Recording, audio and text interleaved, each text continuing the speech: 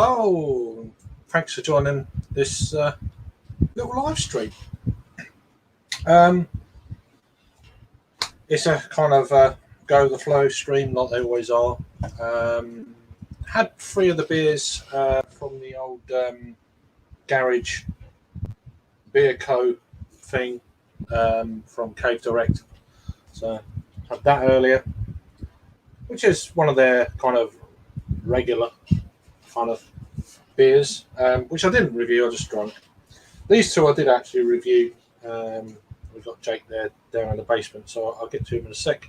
Another one was from them was Hard Shoulder, which is a Berliner Weiss with passion fruit, mango, and coconut. Passion fruit, mango, coconut, and pineapple. So quite a nice looking can. And the last one of the 6 beers was Any Excuse IPA. This is actually an IPA brewed using tons of Equinox, Cascade, and Sabro. Got to get your Sabro. So yeah, what else was in there? There was something else. I think there was lactose in this as well. Yeah, lactose. Barley, wheat, oats. Yeah, so I've drunk all them 3. Just about to crack open some William Brothers beers from Aldi. So coming down a level, maybe we'll find out. So let's go ahead here and join Jake. Hello. Hello. How you doing, son? You all right? All good. All good. It's starting to now get the old lightning storms, I think. Yeah, we've had the last hour. There's been a few flashes. I think they're actually missing us. They're going. I think they're to the east and northeast, but they're going across towards sort of Essex. Yeah. So we've missed them generally. We've missed everything. Yeah. It needs it. It's so bloody hot. It's fucking mad. Yeah, it's bonkers, man. It's so I'm just halfway through a bacon sandwich. So yeah. Nice. So what you need in this heat? A nice bacon sandwich. Yeah, so it's just like, so you saw the 3 beers I had. We kind of stopped halfway through because they were just plowing through them. It's like, nah. Yeah. So well, I think the Omnipollo one sort of like dragged on a little bit, didn't it? Sort of like those. Yeah, but you can watch it. You can watch it back and do it at your own leisure. So you go on to IGTV, I think it is, on Instagram, and then you can go to Cave Direct, go on that part, and then you can just watch it back whenever you want. Yeah, the Omnipollo one's still up there, so that's pretty cool. Because it's trouble when you want to review them and watch it at the same time, you just can't. It's just impossible. Yeah, well, I didn't review the soup. I reviewed the other 2, and the few guys I was with on an offline StreamYard, funnily enough. We ended up just like stopped it. And we just started having a chat for a while. So, yeah, which was cool. So, what are you drinking? Anything good? It's okay. It's one of those little specials. It's Loch Lomond, Lost in Mosaic. It's decent. I mean, for £1.50 odd, whatever it was, you can't complain. I mean, it's not going to set the world alight. It was a real underfill. The can was quite tight and it was quite lively when I poured it. Yeah, but it was like only like filled to there. Seriously? Yeah, it's good. Yeah, actually, probably about there, just below this ridge. So wow, that's bonkers. I mean, some cans normally you'd feel the can's a bit flabby, but it was quite I poured it was quite lively. So I think that's why it was so tight. That's a bit sly. I don't have a word. I don't have a word. Get a free case. Yeah, fucking right. Yeah, well, because it was noticeably below the line. It's insane. I mean, some cans I've opened and they've overflowed the top of the can. It's like, well, how is that? Yeah, I had actually a couple of those top rope beers that I had I had them Tuesday, and when I popped open them, they were like proper filled to the top. Yeah, crazy. Got 3 people watching, so welcome. Hope you're having a good evening, afternoon, morning, wherever you are in the world. So, cheers. Hope you're doing well. Hope you're doing very well. Keeping safe and all that good stuff. And that's it. Let's crack open one of these beers then. So Williams Brothers are out of Scotland. Otis Blood Orange IPA. So yeah, I was going to review them, but I ended up, you know what? I'm just going to just crack them open and get them again. Yeah, exactly. You can get them again. They're pretty decent. Those beers. I reviewed two of the earlier ones. I can't remember what they were, but these are the current two. Now I'm starting to venture out into supermarkets for the first time in ages. I'm like, I'll just go down there again with my mask on. But so I don't even know what the ABV is. This thing 5.9. So am I doing that first or the other one? I can't remember. I did put them in order. Yeah, so I'm going to actually have this one first. He's gone through the whole thing, and I'm not having that now. I'm having this one. Is it Leon?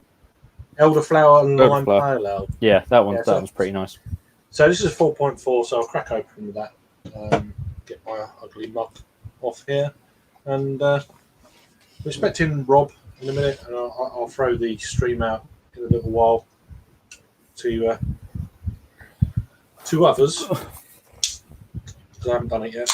But see the old quarantine list for countries has just gone up by 3. Oh, really? So Thomas, if you're watching, the Netherlands, France, and Malta are the latest 3. Well, that you can't travel to or from. Well, no, you got quarantine when you come back. Oh, I see what you mean. When you come back, when you come back to the UK, quarantine. Well, it's 2 weeks. I never get the quarantine thing. If you've got it, you can stay. You got to stay in your house for 10 days, but then if you come back from another country, you got to stay in your house for 14. Makes no sense. I don't know. I don't get it. What the heck? I don't get anything anymore. I don't understand any of what's going on. It's just everything contradicts everything else. It's just bonkers. Well, it is in the UK. I shut off from the news, but it flashed up on my phone. Like, okay. I'm not going anywhere anyway, so it doesn't affect me. But just don't go anywhere for a year. It's simple. Well, I'm just sort of doing what we need to do. Yeah, that's it. Blood Orange. We'll crack on with that in a while.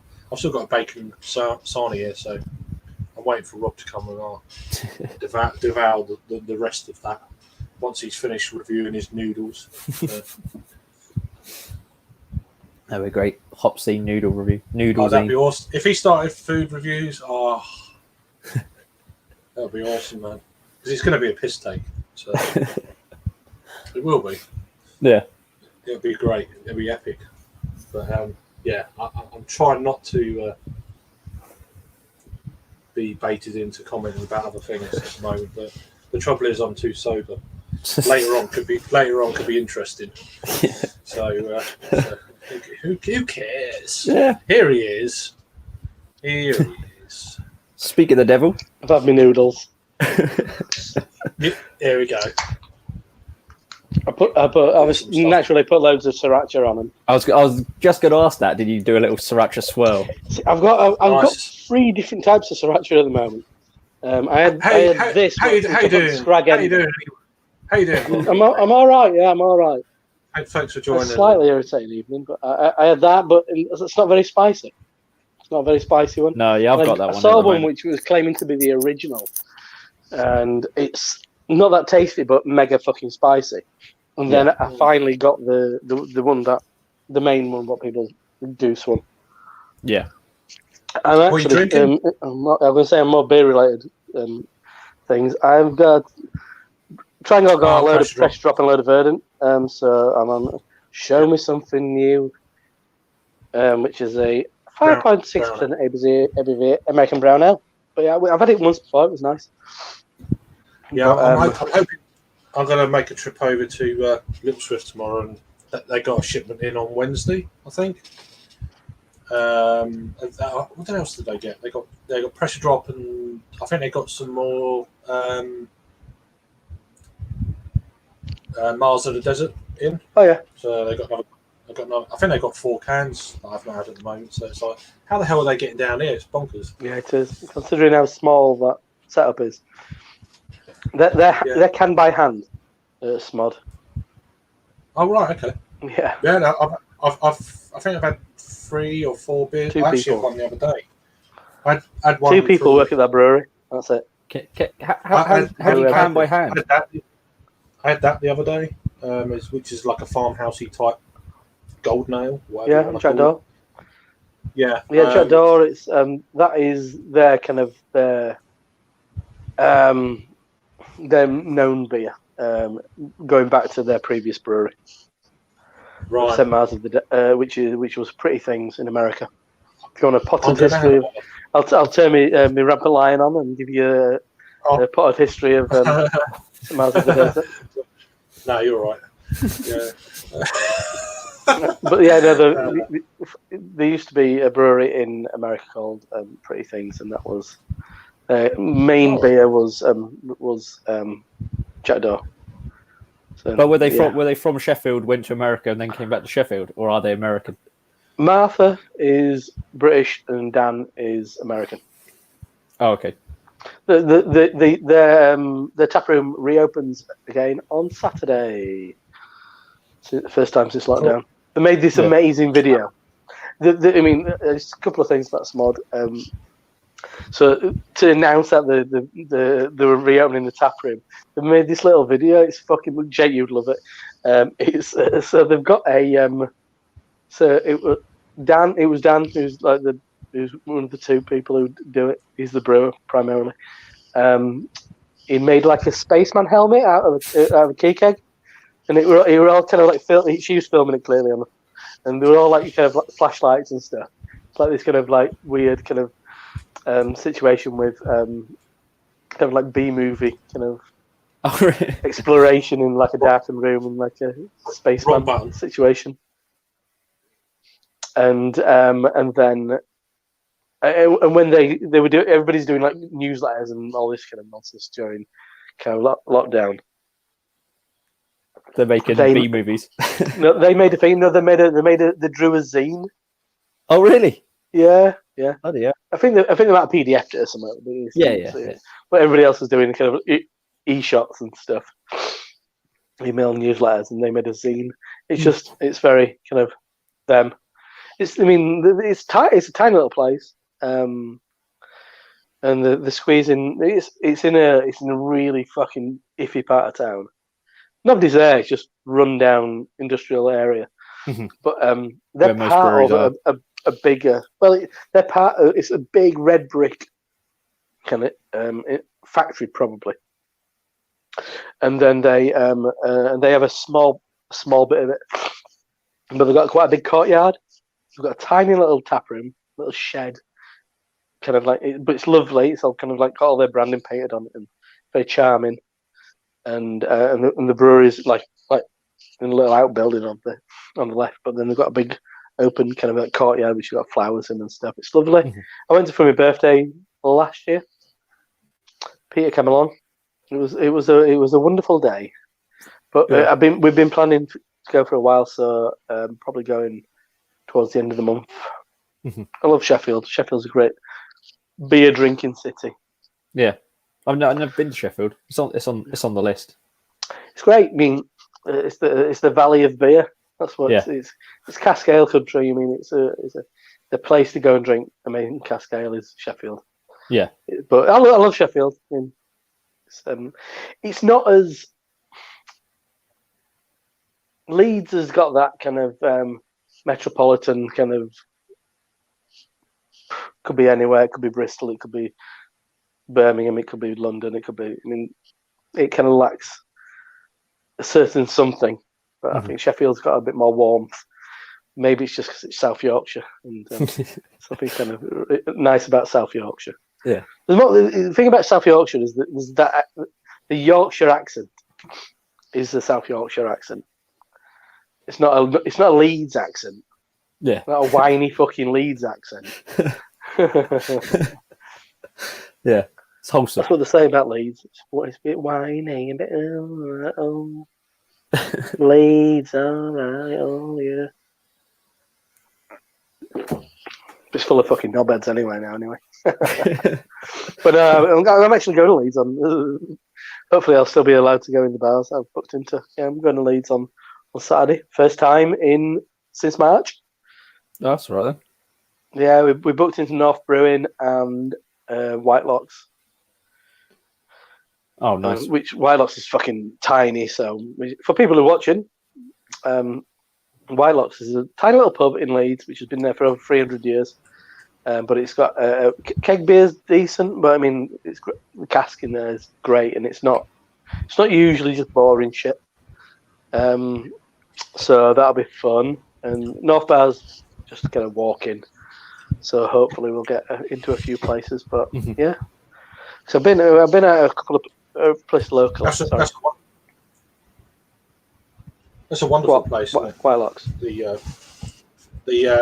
White Locks. Yeah, it's cracking. I quite like it. It's always fucking rammed. I mean, yeah, you can barely get through the door usually. Yeah. But, Is White Locks the one down the like, alley? Yeah, that is lovely. The Trad pub. I mean, they own the Turk's Head, which is joined onto it. As well, which is like the craft bar. Yeah. But it's really good. I really enjoyed that. Yeah, it's great. So that'll be fun. I remember we went there. They had bloody meals on draft. I thought, what? I can't remember what it was now. Yeah. Running beer. Running beer on the Turk's Head. Yeah. It was the OG running beer. It was like, what? It was like grabbing that. Yeah. I can't remember what it tasted like. It was proper bashed by then. Yeah, you just know you had it. Was White Locks the place where it was after? Must have been after Hop City. We went out in Leeds, obviously, and then we started cracking open beers that I think Al brought. And was that White Locks? I can't remember now. And then they came over and it was like, you guys can't open your own beer in here. I didn't remember that bit. Probably. Yeah, and we were just like, well, it was here when we got here. We probably like feigned ignorance. I've got that memory ingrained in my head. Yeah, I would imagine so because it's got a big outdoor seating area. Yeah, it probably was. Like, I don't remember that. You can't open your own beer in here. It's like no, it was the people before us. It's all coming back to me. Yeah, it was definitely in there. Yeah, it was definitely there. Yeah. So Julie's saying she used to hand out a British pub in Las Vegas called the Crown and Anchor. There's a Crown and Anchor. It's quite a common pub name over here, so it's that's probably where it's all about. But the one I used to go in, Crown and Anchor in Brixton, used to be. I think that's probably my first introduction to a craft beer bar. That was back like 3 or 4 years ago. I was blown away by it. And then you kind of step up the mark over time, and you go back in there. It's like, meh. You get used to a certain level of stuff, didn't you? And then you go back to where you first started, and it's like the pub's not everything stayed the same. It's just what you drink has moved on a little bit. It's kind of weird. That's it. When places don't kind of evolve with time, literally got stuck in a moment is not always great. Yeah, in places that are traditional, there's nothing wrong with that as long as something is keeping them relevant. Like White Locks, for example. I mean, you can go in there. I've had Dare on cask in there. I've had Cloudwater on cask in there. But you can go in and drink John Smith's if you want as well. So it's gonna, but the quality is very good. The quality of how they keep their cask ale is very good, and that's what they kind of live and die on. And but then also people go in because it's an old pub and stuff. But I bet that pub does have some ghoulies after 300 years. Ghoulies? Yeah. There's some ghosts in there. It's haunted. Yeah. I bet it has. I know there was a pub in Ely where I used to live.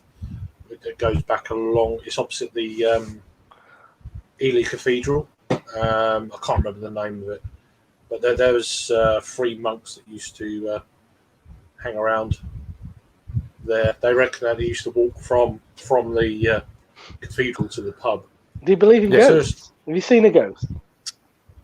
No, I'm just what people have said, not what I think. So clear that. Yeah. Supposedly, when I used to work, they suppose they had a ghost. But no, it's bullshit. But no, there you go. That's what Rob thinks. I'm not sure. I know. There you go. Pretty convinced.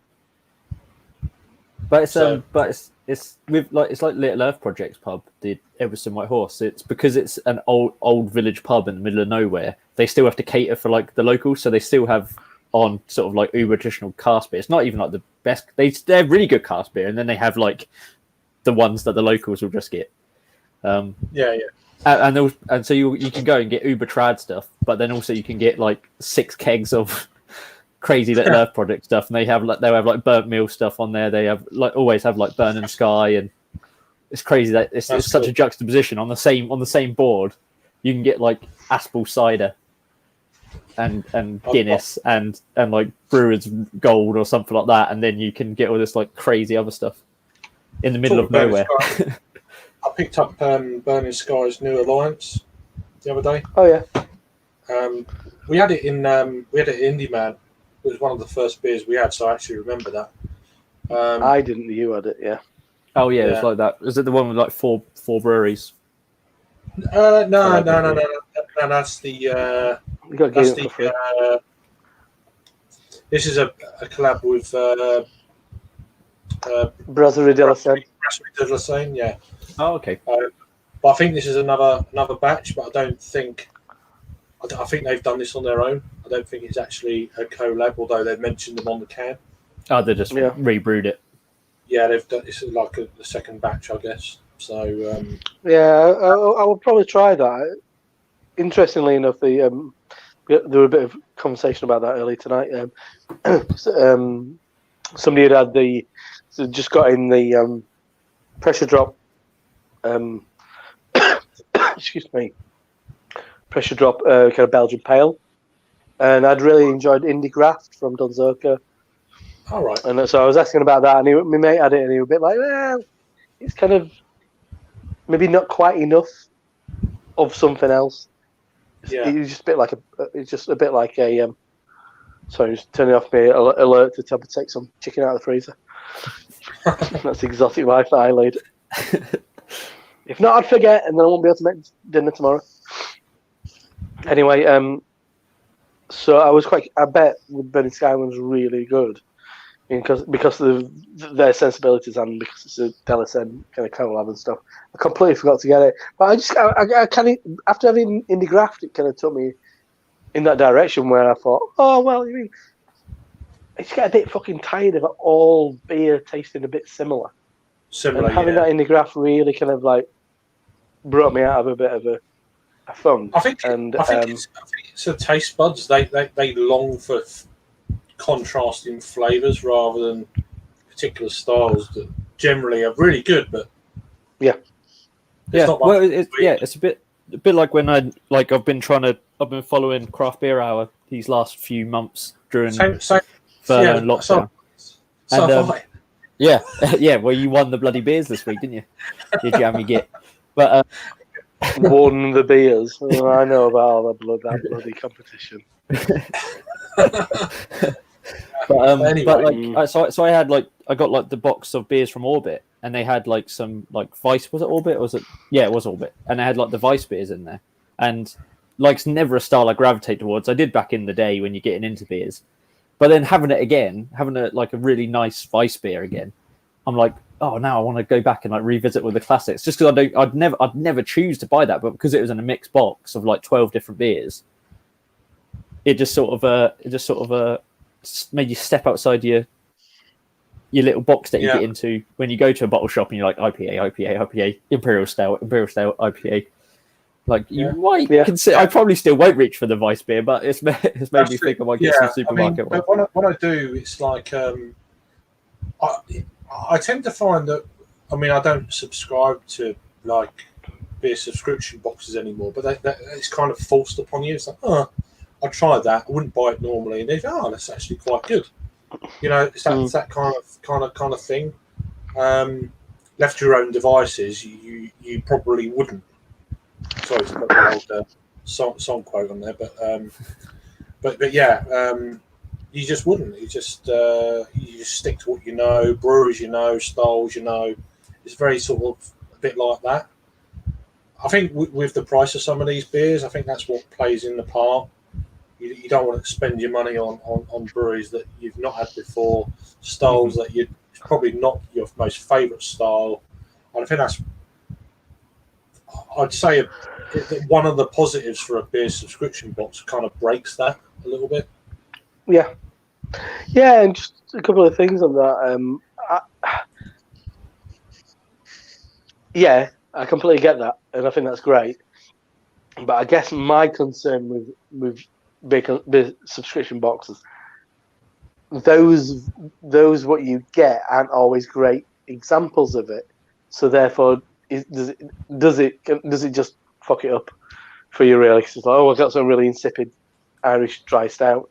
But if I'd got a Colonel Irish dry stout, it would be really good. Yeah, it can go. It can go the other way. It's like lager. A lot of fucking craft lagers, fucking not right good most of the time. No. I mean, I ended up last Saturday. Went up to get some Basement Triangle, and met my mate who lives over the road. I just thought, I'm coming up. She fancied bobbing out for a couple. I did, and I had a pale ale IPA from Stibbergit, and which was supposedly West Coast. It wasn't at all. I had. But then I had Then I had the. Sorry, after you. Then I had the and I just want critics. It was so fucking hot as well. I had Augustina Pils, which I've never heard, and heard it was really nice. Just 330 bottle, cracking, and then afterwards I had the Colonel Pils. Once again, they were really refreshing, and I hate the bullshit that goes around lager at the moment with all the crafty knobheads, kind of like speaking the virtues of lager. It annoys me that because it makes me feel dirty about having a lager because it feels like I'm going along with the fucking crew, which annoys me. I don't like to be bundled in with it all. I'd rather go. But it's third question. Hazy. If I'm going to try lagers, and what I've done recently, I brought about 6, 7, or maybe 8 different German lagers. Yeah, I've gone down that route rather than buying, these kind of one-off lagers from craft breweries over here. Well, getting back to your West Coast kind of thing, was just saying, I had this. Dripping Pitch from Duration. Okay. It's a 6.7 West Coast IPA. It's probably one of the most, certainly in the last few months for me, reminds me of what West Coast was, say, 4 or 5 years ago. This was probably the closest I've had to it. Oh, wow. So yeah. Into the Void from Burning Sky was good as far as West Coast goes. If anybody wants a reminder of what in the UK what West Coast IPA tastes like, go to Tesco and get a kind of Cannonball. Bob on his Cannonball. Well, for me, it was Sierra Nevada Torpedo. See, that's I've got a couple of mates who do a podcast who love kind of like West Coast, supposedly, and they think they love Sierra Nevada kind of beers over here. Yeah, Torpedo is quite malty. It's quite spicy, but is that an age thing? No, but that's it. They're so old. Sierra Nevada beers over here in supermarkets. Usually, that's where people will be getting so old. Yeah, that's the trouble. But it has for me got that kind of strong bitterness, that nice pininess. Okay, like you say, there is a certain level of unwanted kind of maltiness because of, the bloody age of the thing, like 2-3 months or whatever it is by the time it gets here. And if it's been sitting on the shelf and they don't date rotate, then that just adds a few more weeks and maybe a month or whatever. Yeah, I mean, my thing with that is that I don't know if people know what that tastes like anymore. Because our actual true representations of it are old as fuck, so they're not even you can't even tell what that tastes like. So people's perception of what West Coast IPA tastes like is really old Sierra Nevada, and it's not. See, at the moment, it's a online beer shop called Beer Republic, which is based in Breda in the Netherlands, and they get in a lot of American beer, and they've got a load of American beer coming in like daily at the moment, and the post what they're going to get in, and I can't remember what this week's are, but they've got a bunch on. So far this week I'm not interested, but they're getting some Knee Deep in next week, and I always Knee Deep was fantastic. So I will be if they've got the beers that I want, I'll be getting some Knee Deep. I've not watched the review, but Simon reviewed Knee Deep Simtra the other week. I've not watched it yet, but I'll be curious what he thought of that, because that's a triple IPA. It's like a 10.25 West Coast IPA, and it's a proper fucking West Coast, but quite honey forward. My reviews out there. Go and check it out. And it's a group review with me, Adam from Adam's Craft Beer Channel, and the Picard brothers. I brought a bomber back from California, and it was an absolute treat. And so I kind of want to. That's it. I want to relive those moments. I want those really high. There's really what I know are really good. Them taste memories. The taste exactly. memory bank. Yeah. Relive them and hopefully be kind of like, it is what I remember it being. Sorry. I want to get through. Waffle over. Go for it. No, we got loads of comments coming. So I've not been neglecting you. I've just been getting the old moment. So this is probably reverting back to what you said about ghosts. I'm assuming. So I'd level that one at you, Rob. So yeah.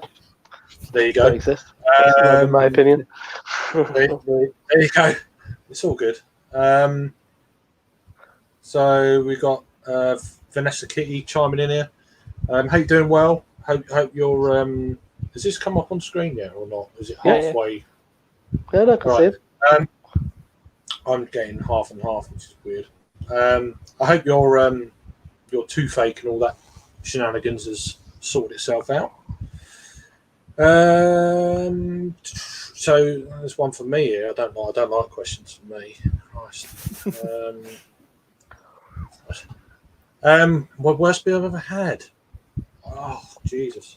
I had a really bad Pilsner Akel or Raquel, that one. When I reviewed it whenever Raquel Pilsner Raquel. Yeah, that's it. It always reminds me for some reason. I don't know why, but it was really skanky and nasty and horrible. It was rank. I hated it. And it was in the review, and it was one of them beers. It was either old or it just skunked the hell out, and it was terrible. But it's apparently one of the best in the world for the style. So probably that. I was really disappointed. So I will have to have another review of that. Try and get it in a can, maybe get away from all that sort of nonsense. I'd say an aged bottle of Mikkeller Big Blend that I bought as a birthday present. I opened it and I sniffed it, and I was like, "Git!" Oh God! It was fucking horrible. It spaffed everywhere as well, as it predictably was. Was it proper infected? Terrible beer. That's absolutely terrible beer. Yeah. But I don't think we even tasted it. We were like, I was sharing it with a couple of mates. And they were like, I was trying to get through some like cellar beers, and they were like, yeah. And we were both. I was like, I'm not drinking that. That just smells so horrendously bad. It's just gonna make me ill if I touch it. But yeah, I'm gonna hopefully have a good bloody beer now. So yeah. See, I like the sound of that. I think it was the Fleshy Blood Orange it promised. Fleshy. Well, yeah. There's no fleshy. It's just blood orange. It's like I'm glad they steered away from that. Yeah. Talking of blood orange IPAs, I oddly watched. I don't know if it popped up because we're friends on Facebook, and I get so it kind of reminded me. Maybe it was just one of those YouTube things. You watch one video and another one pops up. Even instead of thank you, Ollie. Cheers, Ollie. So I watched an old episode. Sarah Warman's review of Bloody Hell. I watched that yesterday. Yeah, that's good. That's a blast from the past. Sarah sent me a link to some kind of like Facebook group about parents or something like that. Then a video popped up. I think I reviewed two versions of that before Takeover, pre-Supermarket, watered down versions that we got now, and I was like, this is amazing. The first one I had was absolutely like, what is that? That's just. Is it my taste buds? It's the same conversation, isn't it? We've had like hundreds of times before. A few years ago, your taste buds. Things move on. I remember going to Bermondsey to one of the launches of it. That's how much I wanted that beer in the early days. I went to the bottle shop in Bermondsey. It was a high beer. Yeah, and I queued up and I got my bloody hell and I thoroughly enjoyed it. But then now it's like crap 5.4%, whatever it is in the supermarket. It's a different beer. If it's 5.4%, it's a different beer. It's not the same. Yeah, I'm just going to run through the comments. No. That takes me back to what I was saying earlier. It just last Thursday, me and a couple of lads got talking about Dunkels, and Triangle doesn't open on a Sunday. Even though I sent Gav a message saying, you really need to start opening on Sundays. So I drink all my beer on Saturday night. And they were like, well, we'll have to unfurlough you if you want to do that. I'm thinking, yeah, I'm getting paid for like 10 hours at the moment. I used to get paid for like fucking 24. Yeah. Like normally, just Jesus Christ. It's like a threat. Do you want me to pay you? Yeah. Anyway, so I ended up at another off license, which is a bit more trad. Good range, odd eclectic range, but it's good for kind of more traditional classics. And I got a couple of Dunkels. I got Erdinger Dunkel because I used to bloody love Erdinger back in the day. And I got an Ienga, $2.99 a bottle, 500 ml. That's more like it. Craft beer breweries, $2.99. 500 mils. What about that? A bit more of that. And I had my Ienga one yesterday. Put it in, just as it was coming up to like the end of my working day, put it in freezer for like 20 minutes. Just proper bring it down. Just have it really cold. And it's thirst quenching, but it's got a bit more character as well. And yeah, Dunkel, as we've been saying, as Julie's been kind of commenting, those. And I posted this week. I posted my review of Chimay Blue. Great beers. Yeah. I saw the. I haven't watched it yet. More like wet cots. I go wet cots, mate. Well, easy, but yeah. With Ollie's earlier comment calling us it's hard to say that. Snap, crackle, and pop. Does that mean we're crispy boys? Oh no! I brought a black lager back tonight. The Verdant black lager, Verdant one. Yeah, like 3 lads had it tonight and said it was really good. Yeah, I will review that over the weekend. I think Honest Brew had it, and I've got a fucking one Honest Brew voucher left, a £20 Honest Brew voucher, and I fucking lost it, and I was going to buy a load of shit. I need to find it. It's around here somewhere. I was dicking about with it when I was on a Zoom meeting at work, and it just went fing, and now I can't find it anywhere. So it serves me right for dicking about. As you can see, I'm not the tidiest of people. As you can see by my backdrop. We've got Thomas. How you doing, Thomas? How you doing, well, brother? Cool beans. We've got a few other bit of conversation going on with Julie and Blake, so it's been good. We got another question here for everyone. I haven't, so yeah, I think Rob's the only home brewer. Yes, I was talking about doing it again. Tonight with some of the bits. Well, I ain't got space for it here. I'm trying to get Gav to allow me to use a Triangle. I think it's quite a good thing to like, because a bunch of my mates are really into beer. I've never brewed anything. Right. Yeah. Well, I've got I can't brew. I can't brew it. this while we're drinking. We're all drinking like hazy juice. I'm like, my kit won't allow us to do this, but we can make kind of trad styles, and we can do a good job of it. Oh wow! Stouts and brown ales and golden ales, and make a nice IPA, but it's not going to be up to the standards that you're used to. This is a actually, bit of, kind of a semi-trader. He's been to like Green City a couple of times and all that. this is actually quite good. I might pick it up if I see it cheap enough. The grapefruit one, I think is controversial. Better than Elvis juice. The Williams Brother grapefruit one. And for the benefit of people who don't know, I've brewed three times with commercial brewers. Them being Northern Monk, Brewdog, and a smaller brewery called Badco, who are actually in supermarkets. So maybe the second biggest. I think they've all graced the supermarket. All supermarket beers now, aren't they? Yeah. So Yeah. Put them onto that kind of like that upward trajectory. Yeah. Do you know who we need to collaborate with? Hobscene. It's going to fucking take us to that next level. And it did. It's like when I went with Brewdog, they were just moving from Fraserburgh. Tiny little brewery. Look at them now. Who was the last person they collaborated with at Fraserburgh? Yeah. Me. There you go. I imagine if you, as you were digging out the mash tun, you just went, James, you ever thought about selling in Tesco's? They said, good idea. The thing is, though, if you do one now, you'll probably get into a sub. A torp. I'm very much a Northern England. And also, I've always sounded like I've got a cold as well, which doesn't help. Very much Northern England. There you go. I'm from Winterfell. Yeah, that's it. Me and Craig are from down Highgarden. Down south. Yeah, I think Suffolk is probably Highgarden, I reckon, and then and Kent with its balmy climate.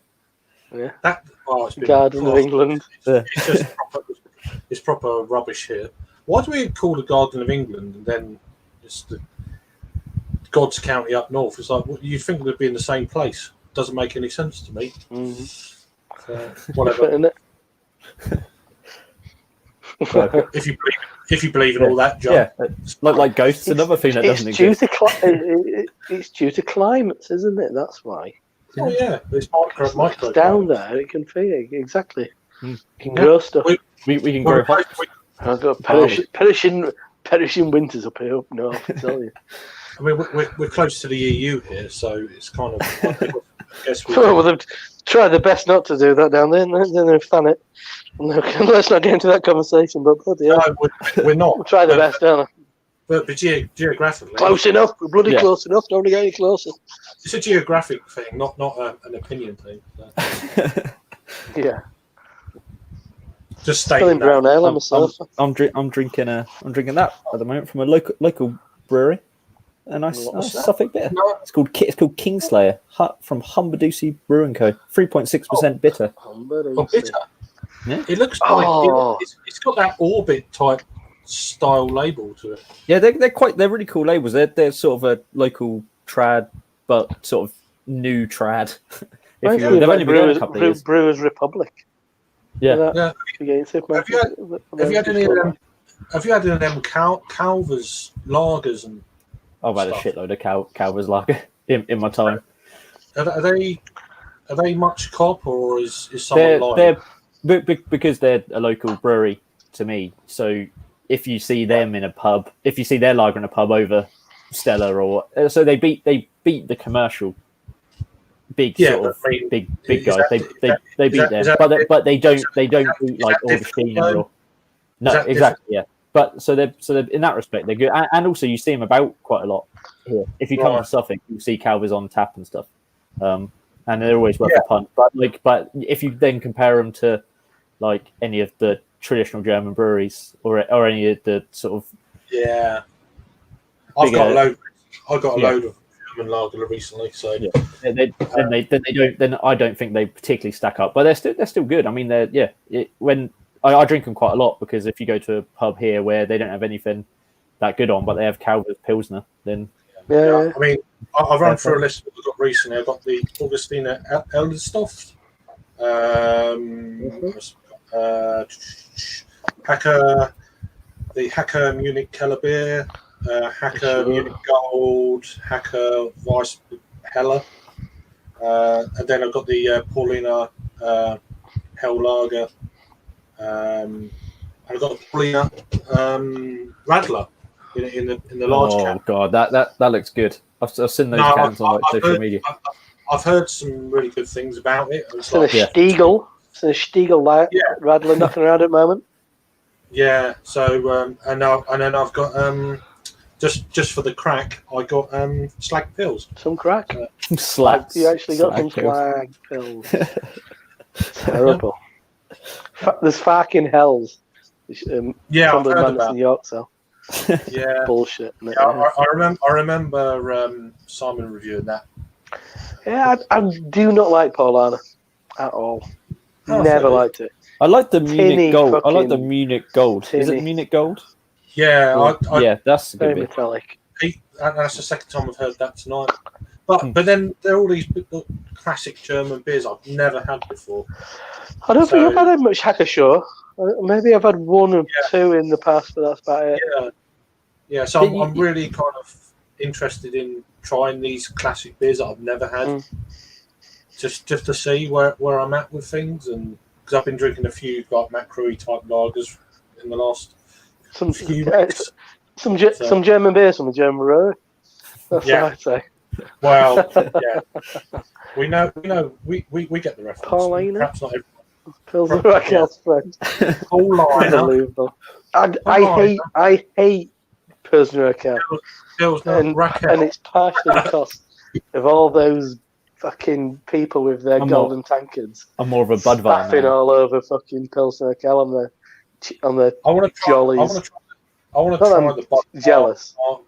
Budvar Dark. Feeding from the teats of fucking Pilsner Urquell. That's what I want. That's one I want to try. I don't like Pilsner Urquell. It's not a nice beer. What, the Budvar Dark? Yeah, Budvar Dark's good. I like Budvar Dark. Have a nice beer.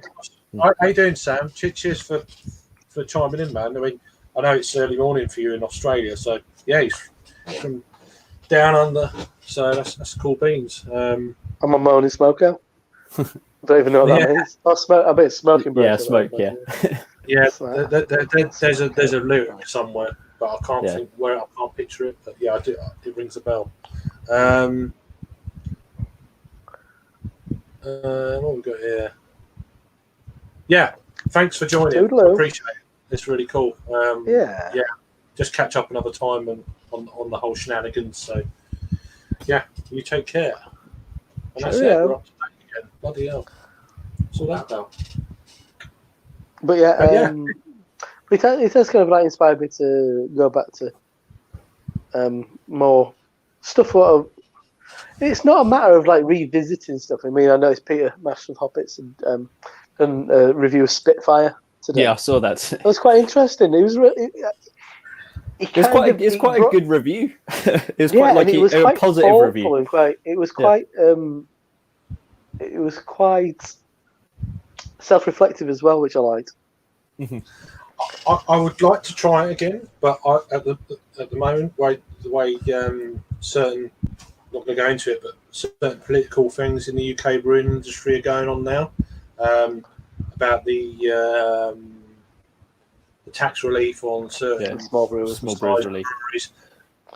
That they're one of the main breweries for me on the wrong side of the fence. So they're actually lobbying for that. So it's like, well, have you seen? I mean, Camera. Have you seen those things that Camera have been saying? They sent sort of like a formal letter. No, I can't. And then people have like leaked it, and basically Camera's thing is to say nothing, and to not. So and if anyone is found to go either way, but more their letter makes it seem like if you go on the side of the small brewer aspect of it, then that's not good. Which is crazy, isn't it? Yeah, which is mad. That makes up fucking.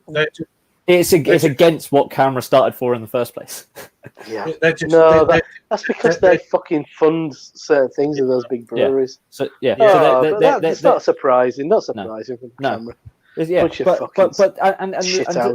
to sort of say don't say anything we're not going to. It's even worse in a way. So they're not even saying that they're for it, but they're not. Consumer group, a consumer body, consumer, not a fucking, not an industry kind of like organization. Yeah, they represent the attitude of their members. They don't fucking. They represent their members. They don't do present their own opinions. They represent their members. Yeah, fucking camera. Don't surprise me. No. What's your fucking wank? Unreal, I mean, that they were going through a popularity thing before that anyway. For like a fucking turd in a swimming pool. Yeah, they've just fallen on their sword potentially in the next year. Yeah. Do you know what I mean? I mean, they were on the edge anyway, but Jesus. Yeah. But because like a lot because that petition went round that Anti-Splash and Hob Day started to actually put it into Parliament and whatnot. Yeah, well, and people were saying like if Camera and every Camera member actually signed it, then actually they'd get to that like 100,000. So if like Camera actually said, well, we're back in the small brewers, everyone signed this, then why wouldn't they? Yeah, it doesn't make any sense. How many breweries fit into that top bracket? Well, there's more smaller breweries than there are big guys. There's thousands probably. It's just I think there's over 90 operating microbreweries in Yorkshire. Yeah, I must admit, and this question here, those ones. Slightly changing I didn't know there was one. Yep, I've seen it. It's primarily British beer. Oh, is it? Yeah, there's a few other bits and bats, but there's a lot of British beer in it. Probably not getting it. No, I'd love to go to CBC. If the world hadn't set on fire, I might have tried my best to get over. It was my plan. My plan was for next year because I'm 30 this year, so I thought next year's one go over there. So that one might still happen. I'm for that. Yeah, I'm up for that as well. Yeah, because I didn't do nothing for my 40th, and that was. I went to CBC. I didn't do it. And then this year, it didn't happen. I had a few plans, like probably one or two other people this year to do things, and it didn't happen. So yeah, that was my plan. I had plans too. Yeah, didn't involve all this shit. No. Well, you people who are not wearing masks. You bunch of selfish bastards. Got Ollie chiming in again. So, this is what Camera actually said. Yeah, he's got the quotes. So there we go. Jesus Christ! The next one's the crazy one. Well, there you go. It goes on. Jeez, if they not fucking shit the bed on this one, blimey. Why are the newspapers on this? Well, it could be because cameras become more and more irrelevant. Well, no, I will put it up, Ollie. If you put it up there, I'm going to put it up some. So thanks for the quotes. No, that's really good to see that. Acceptable individual members criticising publicly. Boycotts. No, it's bullshit. That's exactly what cameras should be doing. That's exactly what they should do. That's why they started in the first place to boycott big beer. If you want to lose members, that statement there is going to fuck you off. You're gone. Absolutely. Mm-hmm. You pay your subs. You can say what the hell you bloody like. Yeah. You're taking the money, but you can't have an opinion. Fuck off. Do one. That's bollocks. I want to go to my next local meeting. See what's going down. Yeah. No, I don't. There's better things to do, like fucking poke broken glass into my fucking urethra. I never used to. The amount of arguments I've had with camera groups, I just can't. You can't have a conversation with them because they're always right. No.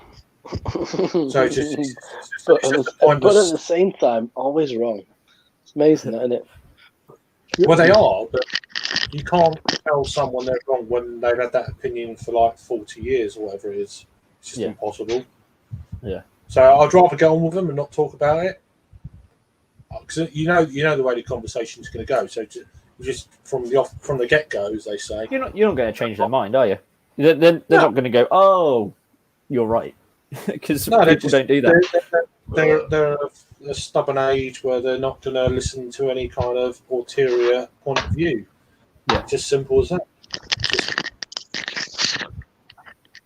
I get where they're coming from, and I appreciate their views, which is really cool. Mm-hmm. But it's all one way street. They'll never let into their mental thinking someone else's point of view on it, and that's where you don't bother. That's where you just you know that before you start. Carry on and not talk about it. It's just not worth it. So. Ollie's come again with the facts. Yeah, I saw it. Bring the facts. Bring them hard. Is this morning? So basically, they were found out. So now they've got to. What a bunch of fucking clowns. They backtracked because obviously they've lost subs. So here's the second part. But not accepting but also not doing anything is worthless as well, isn't it? They're still not saying we're actively campaigning against it. Yeah, yes, isn't it? Yeah, you can just say they can say what they want. Cheers for that, Ollie. Appreciate it. It's cool beans. Thank you. What are you drinking now, Rob? What did you just? In appropriate glassware for once. I've got a can of Hollow Hills from North, which is it is wonderful. It's a great beer, and I think Triangle's one of the few places you can still get it. Because everywhere else it's gone. So I guess hopefully drink it at the tap room. You've obviously had it before. I've had it a bunch of times. Yeah, right, I've probably had it. If a week's gone past since it came out, I'd be surprised. Does it say anything about hops? So hops, Citra, Columbus, and it's what's that one? Hang on a second. Lotus. Mm. Don't know that one. This is hops, Lotus, right, Citra, Columbus. Never heard of that before. Me neither. I didn't even realise that one either. 6.5. Never read. It's beautiful. I love the artwork. I like the colour. I like the colours. I like the design. I like it all. It's a bit like the Olympic Games that have built it up over the years, kind of thing. Yeah. And I think it's on draft at the moment, so hopefully I'll drink it on Saturday. But as I have said on many occasions, their beer is never as good on draft as it is in the can. So I think in the tap room, they serve it a little bit warmer than I like it. Yeah. Like, for me, I had 3 of the 6 beers from Garage earlier. I didn't do the whole thing. I'm going to watch it back tomorrow and drink a few before another live stream. So they're classic soup. IPA, so 6%. What's this brewed with? New England IPA, Citra and Mosaic. So they kind of go hand in hand, kind of hops really. How was it? Because last time I had soup, it was like runny concrete. The colour, it was fucking disgraceful. It was beyond unclear for years. It was the first. It's only the second time I've had it, but first time in a can, which is surprising. I didn't review it. I just cracked it. I was like, I'll get it again, kind of deal. But the 2 I did review. So I went from that to Hard Shoulder, which is a Berliner Weisse, one of their kind of newer type beers. But this is brewed with. God, where's the English bit? There we go. Brewed with passion fruit, mango, and coconut. Passion fruit, mango, coconut, and pineapple. That's right. Nice. There's another English part here somewhere. So malted barley, wheat, oats. Lactobacillus is in this one as well. So, but yeah, that's an interesting one. One I reckon you might be possibly interested in getting, if you've not seen it, is Any Excuse IPA. It's the beach ball type thing. Oh, This one is brewed with tons of Equinox, Cascade, and Sabro. Oh, nice. And it's also got lactose in it, so it's quite a sweet IPA. I don't get lactose in a New England. I'm not a big lactose fan. I don't understand why some breweries use lactose in a New England IPA because it's sweet anyway. North Monk use a lot of lactose in IPAs. I just don't get it. It's not to the sweetness level of, say, a milkshake IPA, because that's where I kind of put that kind of shenanigans together with. But yeah, I mean, it's all right, but they're very good. They're all very good. But sometimes I think lactose or milk sugar, as the Americans call it, is a little bit unnecessary. But that's just me. Yeah, I'm not a big fan. Yeah, there were coffee beer that came out recently from Garage, part of this. I don't know if it's part of the box, but it was part of that, clearly that delivery. So that sounded quite tempting. I've got 3 more. I can't remember until I have to look at a photo. Boom, boom, boom, boom, boom. There we go. So yeah, I've got 3 others. I need to go on the right thing, really. 3 other cans. I'm not doing all 6 in one go. It's just bonkers. There's a double IPA called Wave Upon Wave. Okay. Which is like a blue. That's what I can't really see, but that sort of looking can. Yeah. But yeah, you've got that. You've got Citra Escalator, single hop double IPA, which could be quite interesting. Loving an escalator. Nice Yeah. song, isn't it? And then you got Elevator. That's it. Escalator is a little bit more visible. Fanga, I can't pronounce it. Fangala double IPA, which is a red can with a car on it. So whatever. So you got them. I've so two double IPAs and an IPA. It's like nah. Oh, nice. So I could lead like a Tuesday night. Yeah, I could lead in tomorrow's stream, probably with them. What are you doing? What are you doing the stream tomorrow? I might do one tomorrow. Just I can be on after Owen gets to bed as well. Yeah, no, it's fine. I think, Jake, are you busy? You got something? Is it one of your kids' birthdays or something? Yes, my daughter's birthday this week. Well, it's not until Monday, but we're doing stuff this weekend. Yeah, but she's not having a late one. No. Like... Yeah, she's only 4, so only a couple of glasses of wine. Ollie, do you want to join, mate? By the way, I've only put it out to like us. So PJs. If you want to join, he's probably on a holiday somewhere with his shiny head. Yeah, and his secluded veranda somewhere. But I should put it. That sounds like a pressure drop beer name. Secluded veranda. Yeah, put it out there. I'm sure they'll be all over it. I looked up Lotus hops, by the way. Yeah. And their genetic origin stems from Eastern Gold, a Japanese hop variety dating back to the 1930s. Wow. Yeah. Cool. But then obviously now developed in America. Oh wow. New one is a great beer though. Tasty beer. I will go and get a Rhiney. I need something to cleanse the palate, so I think that'd be a perfect cleansing the palate with a nice kind of supermarket lager. Yep. It's that time of year. So back in a sec. Is it still crazy hot down there or not? Yeah, it's stupid. Really? Oh, it's all right up here now. No, it is hot as fudge. Really? Yeah.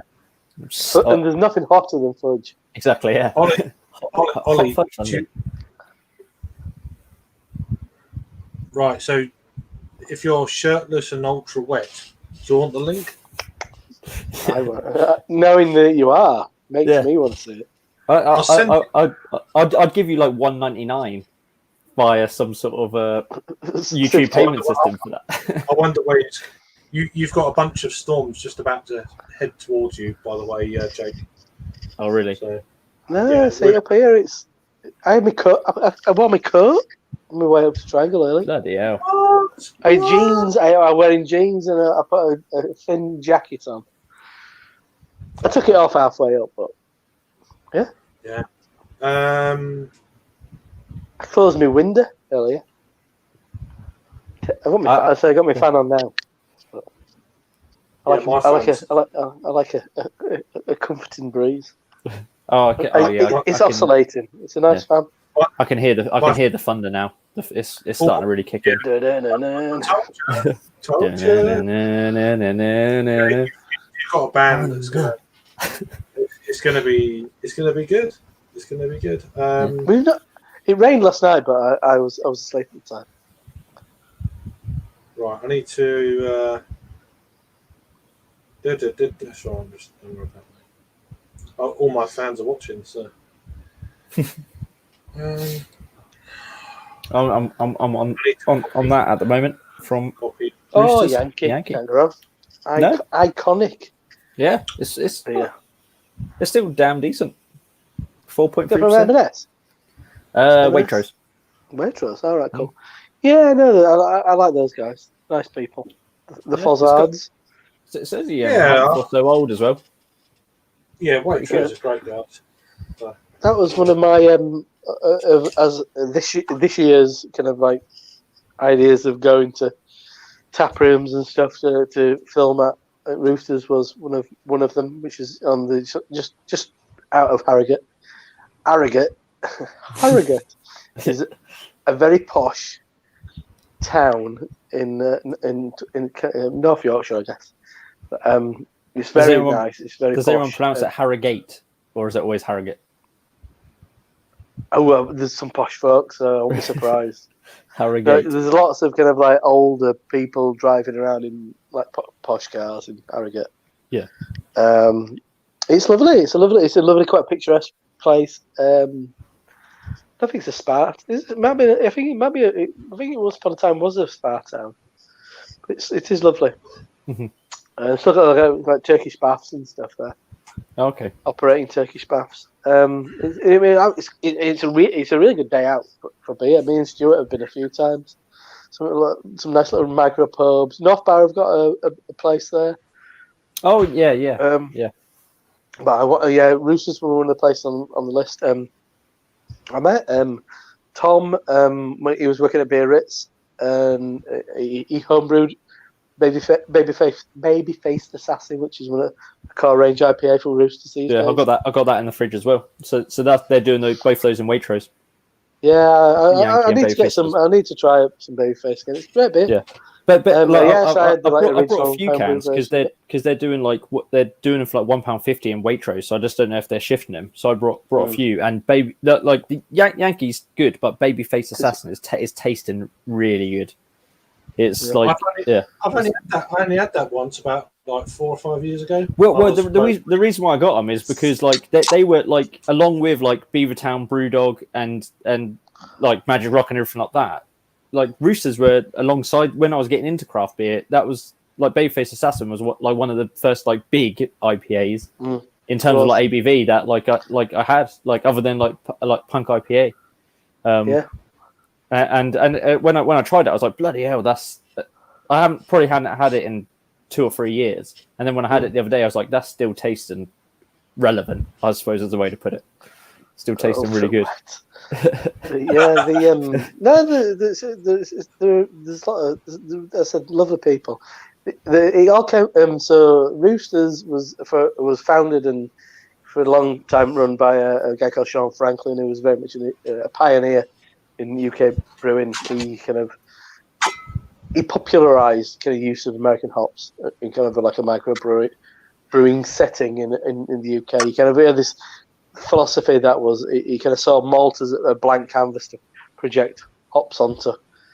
And I met Sean once, and he was great. He was, going into his hop store and stuff with Sean was really interesting, and a very intelligent guy, really kind of like articulate, quite shy, but quite a very articulate, engaging kind of person.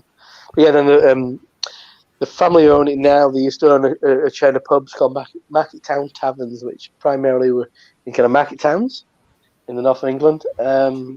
But yeah, so he sold it to O'Kells and Mr. Fozzard, and then Tom, who used to work at Beer Ritz, became the brewery manager, and then his brother. There must be twins. They look fucking so similar. It's unbelievable. Easy to get them confused. One's just a bit not as grumpy looking, and Ol was working at Copper Dragon, who were like a very highly thought of cask ale brewery up here, who then got destroyed by recession like 15 years ago, something, because they owned too many pubs. But you go into pubs around here, you get Golden Pippin from Copper Dragon. He was omnipresent, but then they fell apart. But apparently I've been to the brewery, but apparently the guy who set it up made some poor decisions and spent an absolute fuck ton on like a really high end brew kit.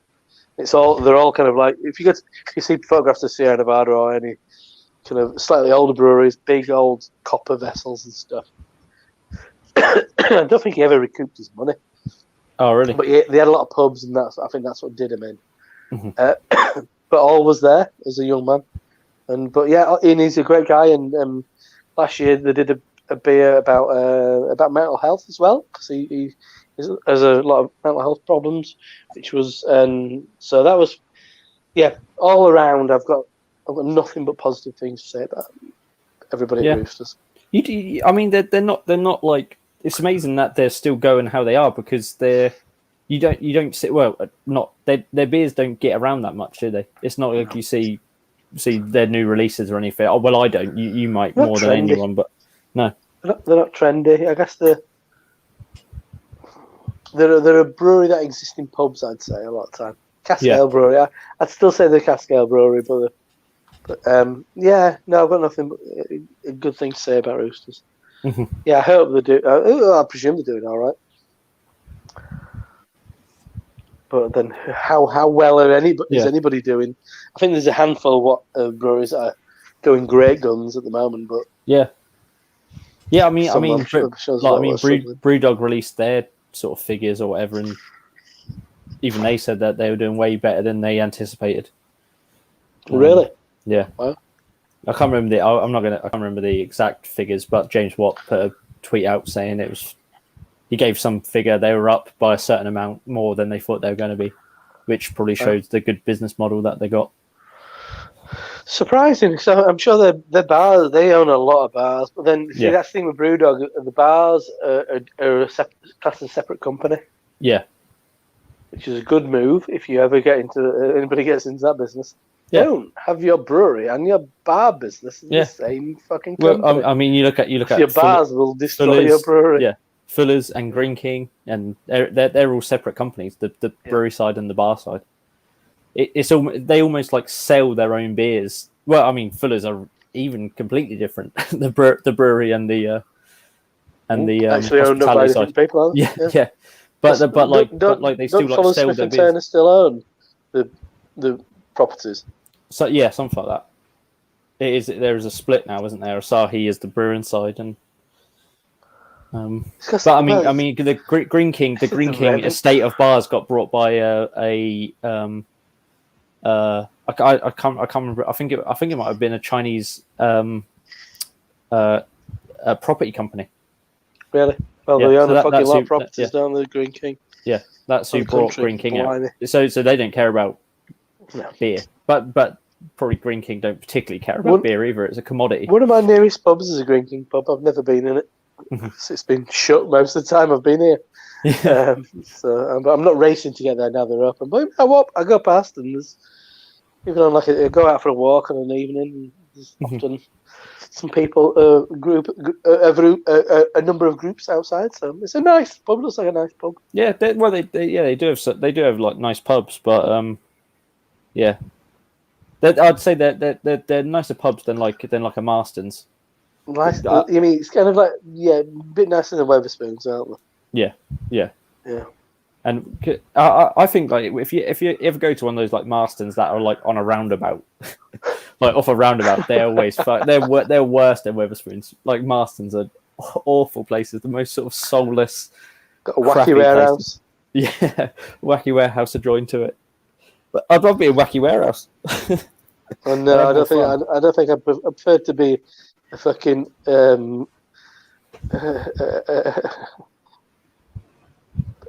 being captive in kind of like Saudi Arabia than going to a fucking wacky warehouse. To be honest, I'm a big kid at heart. I love rattling around a wacky warehouse. I just had craft beer out message me, so I was just what for your beers that you won. Yeah, Tom, where's mine? I know I've not got any followers on Twitter anymore, but apparently I really want to win them. So, what brewery is it? No Heroes. No Heroes. Out of London. Yeah, their can artwork is really cool. It's silver can artwork with sort of anatomically correct. Yeah. Sort of drawings of like animals and stuff. Yeah, just like silver cans with like kind of like artwork that's kind of not. What's the word? Kind of that then. I like it's like ultra detailed drawings of animals that you'd see from like I don't know like a Victorian book of of animals. They're really cool. Yeah, silver with blacking kind of artwork embossed on it. Nice. So yeah, but they're like a eco-friendly brewery. They every certain amount of beers you buy, they plant trees and all this sort of stuff. So they're. I'm all for that. So I'll probably give other pops as well. Just but I've never had beer from them. It's that fucking brewery down London who do toast. Oh, what's a brewery? There is a brewery called Toast who use Toast. That's what they're called. Spent. No, it's not that. They've got a name. Wasted bread. They just no. Maybe I'm on wrong brewery then. Oh, you see a lot. They got hilarious. Just the fucking nuts. This brewery. What are they called? It's not called. It's not Toast. And I'm getting confused with somebody else. Oh, but they're along those lines. They're quite a commercial brewery. Oh, what do they do? Oh, they ripped off my fucking make IPA clear again thing as well, and like we're doing t-shirts, and I kind of like, hang on, I did that, and they were like, oh yeah, great, thanks. Yeah, that was it. But then the festivals, the views like really abusive quotes from people. Forest Road. Forest Road. Yeah, everyone fucking hates them. Oh, right. Oh, Forest Road, they're hilarious. They were. Oh, a couple of years ago, they were like, "Oh, thanks for the review." I think there's a Beer 52 kind of shitty collab type thing. They're not nice people. Apparently, they're really not nice people. Well, give us your address. We'll send you a bunch of beers. So I was like, okay, then I've done all that and then nothing. Yeah. Like, and they're friends with Jack Whitehall, and I fucking hate Jack Whitehall. Yeah, Indian investor. Yeah, apparently. Yeah. Brasserie. They've handled certain situations wrong, really. You what? Forest Road. They've handled some situations wrong in the wrong way, and they've shot themselves in the foot massively. And yeah. They're not the darlings of the craft beer scene. They use this like abusive quote from Melissa Cole and like banners at festivals and say, who are these fucking knobheads or something. Yeah. Well, they like double down on everything rather than being sort of humble and everything. They sort of just really lent into it. And then fantastic, aren't they? They are, yeah. So they've been laid into massively recently. It is the whole thing. I didn't know anything about it. Somebody told me about it. Like, oh, Melissa Cole hates these guys. I'm like, oh, well.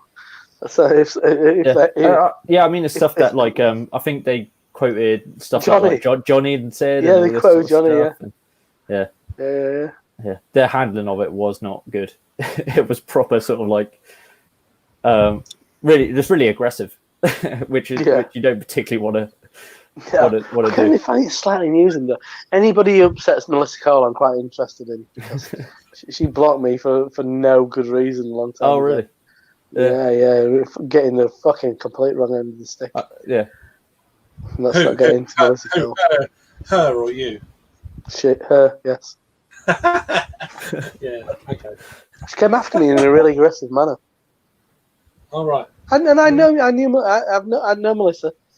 I've spent time with Melissa. She was meant to come to the brew day when we did Dead Metaphor, but James didn't like her idea, so she cited personal problems and didn't come and brew. And then oddly, went and brewed at Ilkley the same weekend. I'm not saying that's a definite. I'm not saying I'm questioning her character, but interesting, that, isn't it? But then, yeah, sometimes once you get a bit of fame, it goes to your head. And no, quite. You can't talk to me. Professional like beer communicators. Do you know, they are the root of all fucking problems on beer Twitter. I'm not saying it's about her, but there's certain people that it happens to. It doesn't have to be beer. It's in general thing that their attitudes change once they get a bit of fame. Well, I'll tell you, it's definitely just like beer people on Twitter. It's often people who have made their living. Sometimes it's become joyless. Yeah, they become too serious about it all. It's like beer people on YouTube. That's a whole other fucking ridiculousness. Yeah. Well, maybe it's just a sign of the times, really. Yeah. Well, I'm not the times, so fuck that shit. Exactly, me neither. No. I am timeless. I am. As Jake says, as I put a pipe to my his pipe. Yeah, absolutely. I am getting more time. Oh fuck! Broke my pipe. I'm not going to name names. It's not everyone. With any kind of idea of what's going on in the beer tubing community, certainly in the UK at the moment, would probably understand. I haven't changed from when I started to where I am now. Yeah, me neither. And I don't want to. I do it for me. If anyone wants to watch, fantastic, and I'm going to stay the same. That's it. Yeah, but maybe it's just interesting point, bring up. Is it just a sign of the times? Really, I don't know. Is it the evolution of kind of social media and situation we're in at the moment? I don't know. It just all seem to go to shit, really. I do think things seem to change. I do think COVID has had a certain influence on certain people. Where at lockdown, there's more people watching YouTube. Yeah, there's been a bounce on everyone's channels, probably to a degree. I think I've got less. Oh well. I think I'm down. How are you down? It's just you're one of the best in the country. Apathy.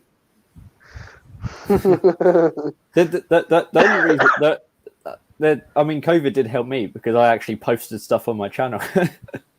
So I've said a return upwards because, the end of last year and the start of this year, if I was posting one thing a month, it was lucky. Yeah, and now I'm actually sometimes I post two. Get this, sometimes I post 2 videos a week. Sometimes. Holy smokes! 2 videos a week. You've upped your game, son. Yeah. When I started, I only ever did 1 video a week. That's all I ever did I've only ever done 300 videos on my whole channel. Yeah. The whole time I've been going. But it's crazy and great at the same time. I like that. Yeah. I enjoyed your Capology video earlier today, Craig. It was fun.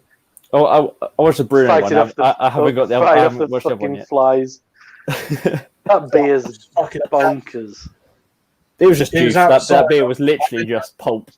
It was just Silly proper. Beer. I said that. It's like, this ain't beer. This is like fucking craziness. As outside, different. No. It's just. Was that yesterday? No, I done that 31st of July. All right. You say it was really hot day and you were outside.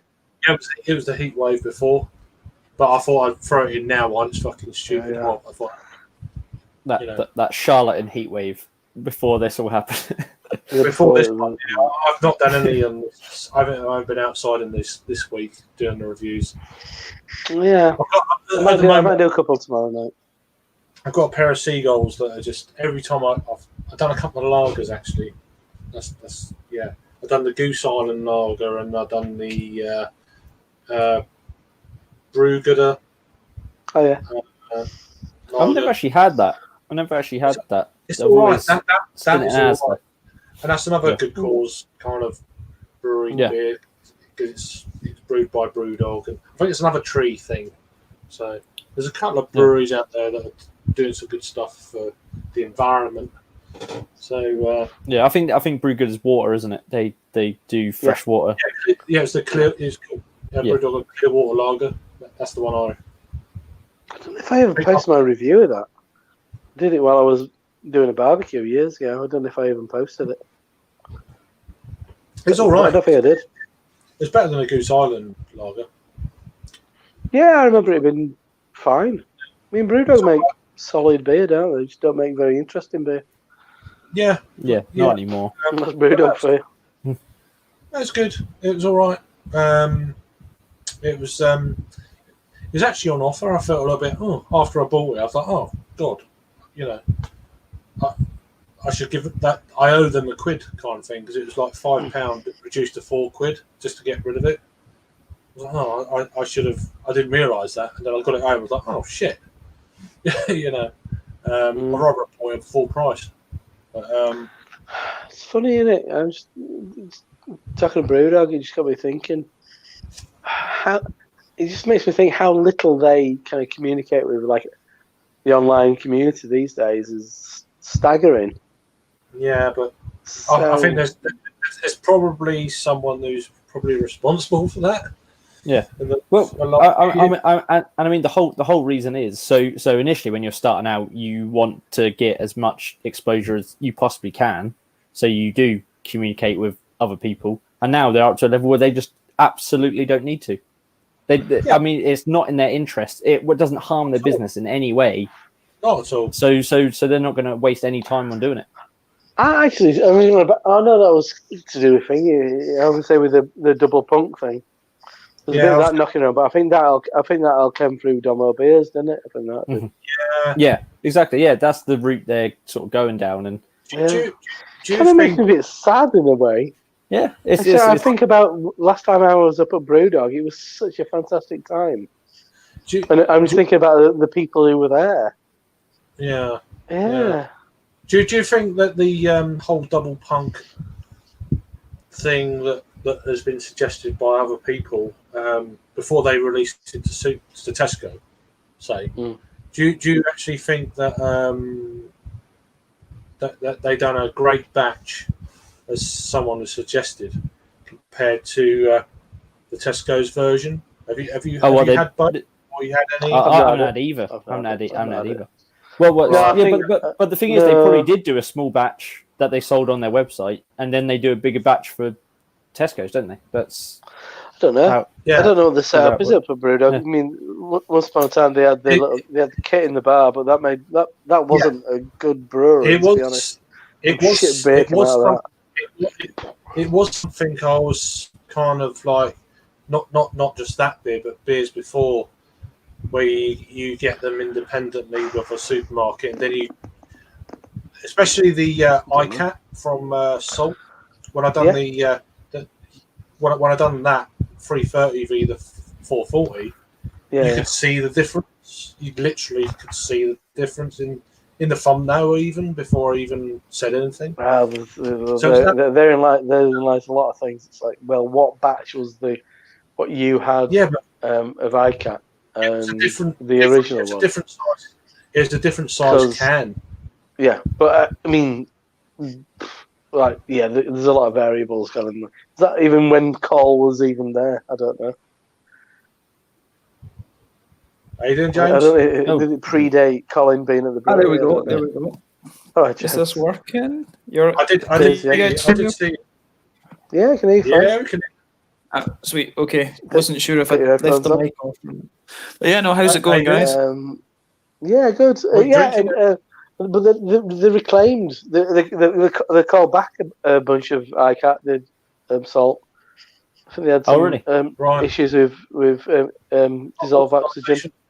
It's still cracking. Yeah, no, I think they're good. I think they're a good brewery. I was really 15-minute walk from where I'm currently sat. I was really superstar. I was really happy to do a 330 v a 440. Mm-hmm. But the 440 I had was nothing wrong with it. It weren't oxidized. But I think all of them beers, especially the hoppier ones in Tesco's, have had issues with batches with oxidization, like the New England IPA that you had. Remember that one you had when we done a live thing, and it turned out. I was like a completely different color, wasn't it? Yeah. It was like fucking mud. It's like it's they went through all the effort and sent me one fucking can. Yeah. Fucking brew dog. Send me a case, you bastards. Yeah, but it was great. I think a lot. There's been issues with all. They've had issues with all of these 440ml hoppy beers in Tesco's. There's certain batches that have been shit. Well, it's a quantity thing. When you're supplying your local area and your local bottle shops and maybe a bit of national, bit of a national distro, but then all of a sudden you've got to supply sort of a lot of Tesco stores. It's a different kettle of fish. That scale is completely different, isn't it? It's the price. The scale is the price you pay, and also that means they probably have to like double brew. It's not so like to actually achieve those volumes. It's not their kit can only handle so much. So that's where there's variation in batches because so that's one brew day, and then that next batch is another brew day just to get the volume out. Yeah. No, it's a funny old situation. I mean, somebody like Vocation that really changed their business. Yeah. But then salts, I don't think it'll really make any difference to them. I think they'll just probably dedicate a certain number of batches to it in order to kind of fulfill that quota. North, they don't do anything beyond they do it intermittently. So Los Cosmonauts you get is not from like last year or something. There's a big fucking massive vat of it and churn it out. They do it intermittently. Yeah, they only have a certain amount of size, don't they? It's sorry, I'm just looking. So for meat tubers, that's what it should be.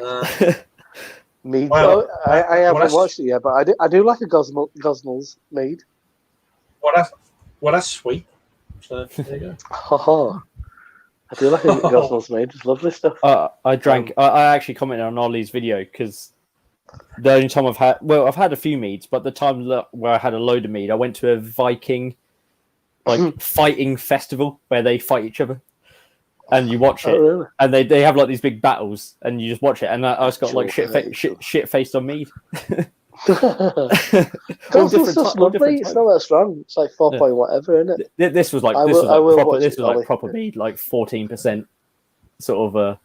It wasn't sparkling. James, how you doing? How you keeping? You all right?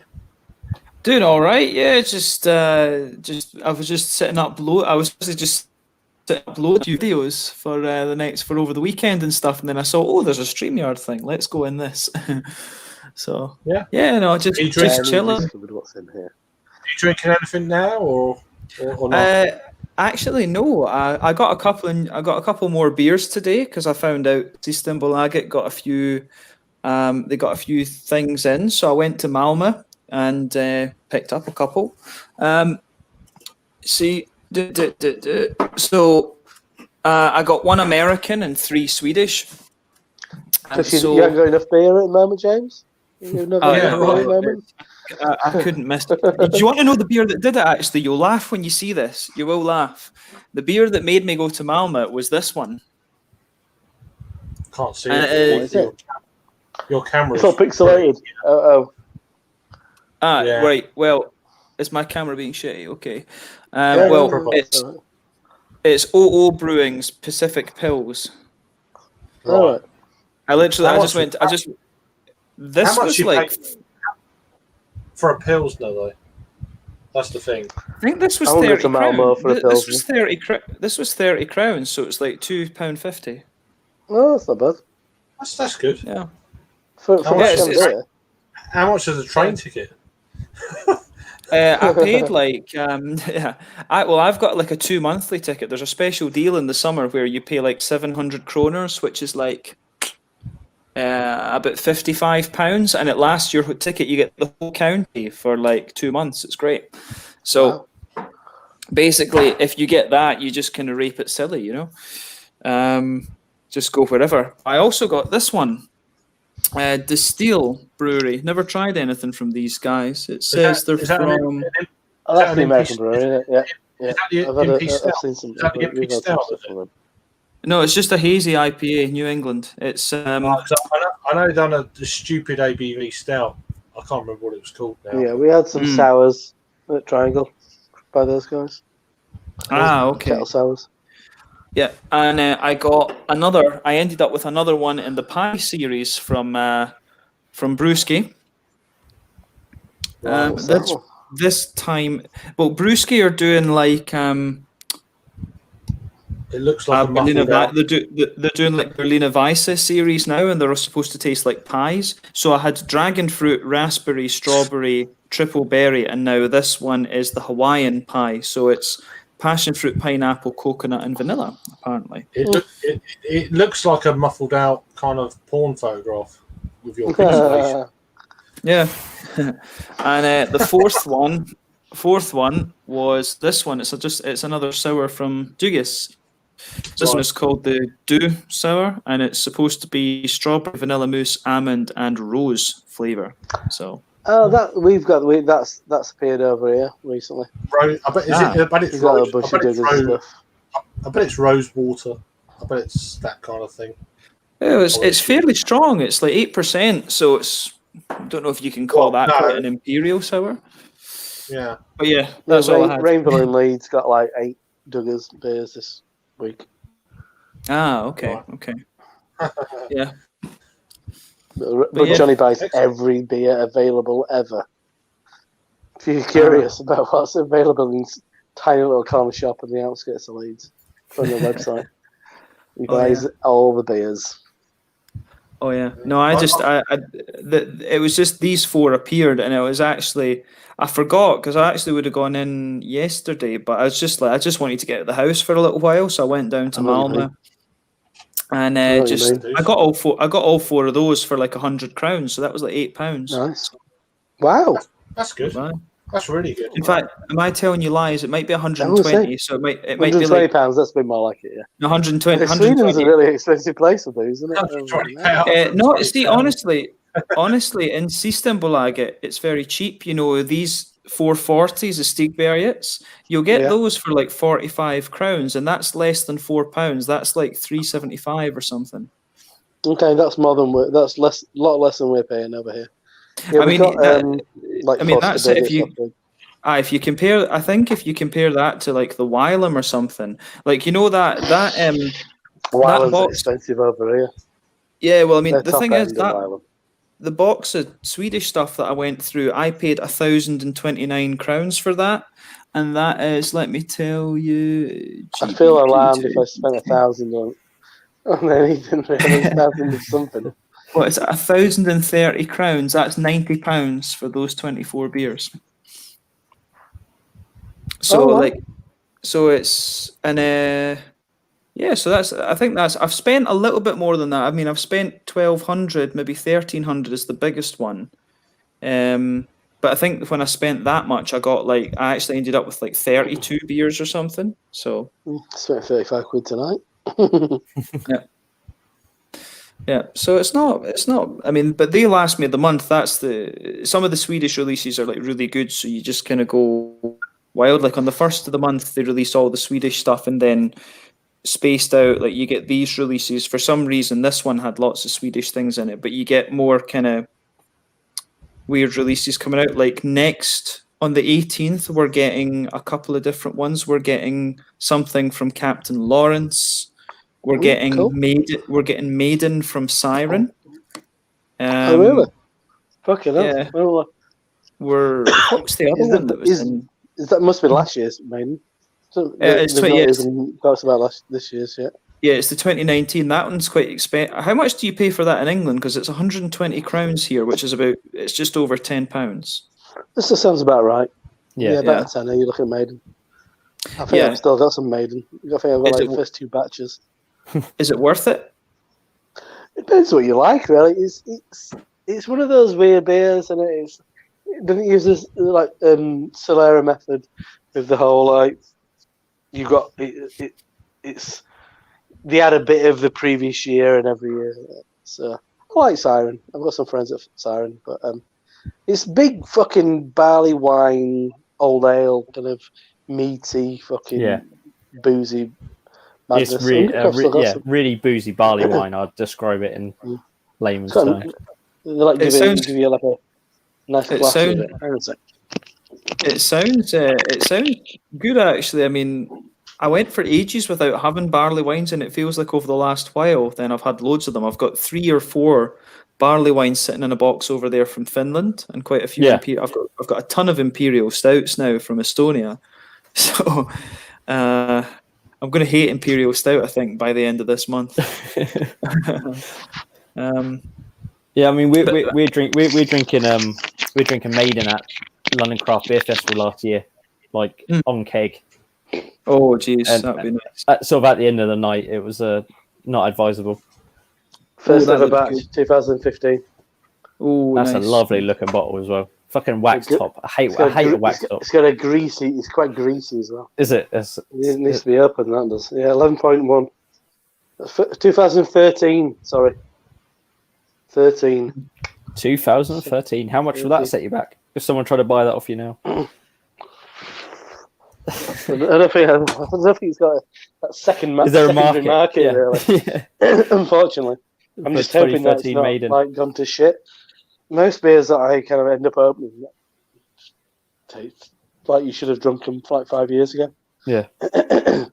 But yeah, no, it's first ever batch. The brewer at the time, excuse me, now works at Hill Farmstead. Oh, nice. Has his own brewery at Hill Farmstead. Ah, Sean Hill, yeah. No. Ryan Whittemerithew. He runs is it Caseta Cerveceria? Which is a little side Cerveceria. Ryan's still like a staff brewer at Hill Farmstead, but it was part of the whole thing of like getting him up there. Was that he would have his own like thing. So him and Sean are old friends, going back to when Ryan was at Fano Brewhouse. Ah, okay, Fano, yeah. Fano used to brew grassroots beers, which is where Sean Hill started his brewing endeavours.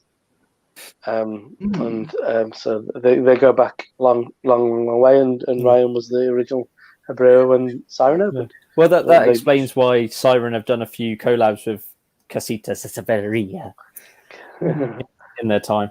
I've had a few Siren collabs with them. I'm looking forward Ryan's to it. Ryan made the brewery in the early days. With all his connections, we were all about collaborations with Siren in the early days.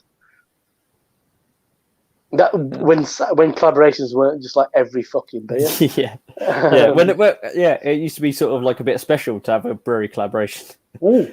and that's what made Siren so exciting. They're collaborating with Mikkel's, collaborating with. No, it's just like, oh, it's nice to do a dedicated review to this brewery. It is. Sometimes it did get to that point where it felt like. I think there's a bit of a turn actually during lockdown. Felt like there's been less collaboration, which I think. Well, I was watching the craft beer channel, the one they put up about the Mikella bar in London, the brew pub, and the brewer used a term that I haven't heard before, but it makes perfect sense. He said it was an eco lab with Lost and Grounded. So they just were on Skype or sending emails or whatever. So they didn't go there on the actual brew day, but they're still calling it a collab. It's an eco-lab, which is sort of like a bit of a wanky term, really. Oh, yeah, but also there's lots. I've got a lot of cynicism towards fucking collabs. Anyway, it feels like they just turn up and hang around a vessel and sprinkle some hops in for the sake of a photograph to go on a Instagram story, and the rest of the day just pissing around and getting drunk. Yeah. There's how much of the time is like, are you sharing methods and kind of approaches, and I don't know. This is just because they were so fucking omnipresent, wasn't it? Like it'll start with photographs on Instagram, then they drink some beer and they go out for a meal in the evening. That's what craft beer fucking collaborations became. It felt like. I mean, I actually spoke to a brewer in Japan, and I think Craig's forgot to turn his. Yeah, Craig's forgot to turn his thing off. We get to hear it before it goes out. This is from Paul. But no, I was talking to. Is it? Let's see if we can get hold of him. Is on the lemon radler from Paulana. Sorry. A radler, a lemon radler. I'm off for a piss while he's. I'm gonna see if I can contact him. I don't know if I'll be able to. So purchased this recently from Beer Merchants. Craig, your mic is live. So this can was produced on the 18th of June of 2020. It's got a year shelf life, so that kind of deal. I don't know if I'm curious to see whether he enjoys the Radlers. I hate Radlers. Oh, I love a Radler. But the thing is, I treat him like a soft drink, which you probably shouldn't do. I just don't like them. So there we go. They're like a shandy made with cloudy lemonade. Oh yeah. And then it goes into water, malted barley, and hops, and then lemonade. I want to listen to Craig's process live. Juice, lime juice, and he's going to ruin it for all his avid fans who want to watch it when he releases the video. I love it when things like this happen on live. It's always quite fun. Yeah. The thing is, he's not going to check his phone during a live thing, is he? He does. He used to do that sometimes. He used to have He used to be like, the Untapped and things. He actually used to do that. I remember on some of the old videos. That will be interesting because he normally does go to Untapped, but he uses his laptop.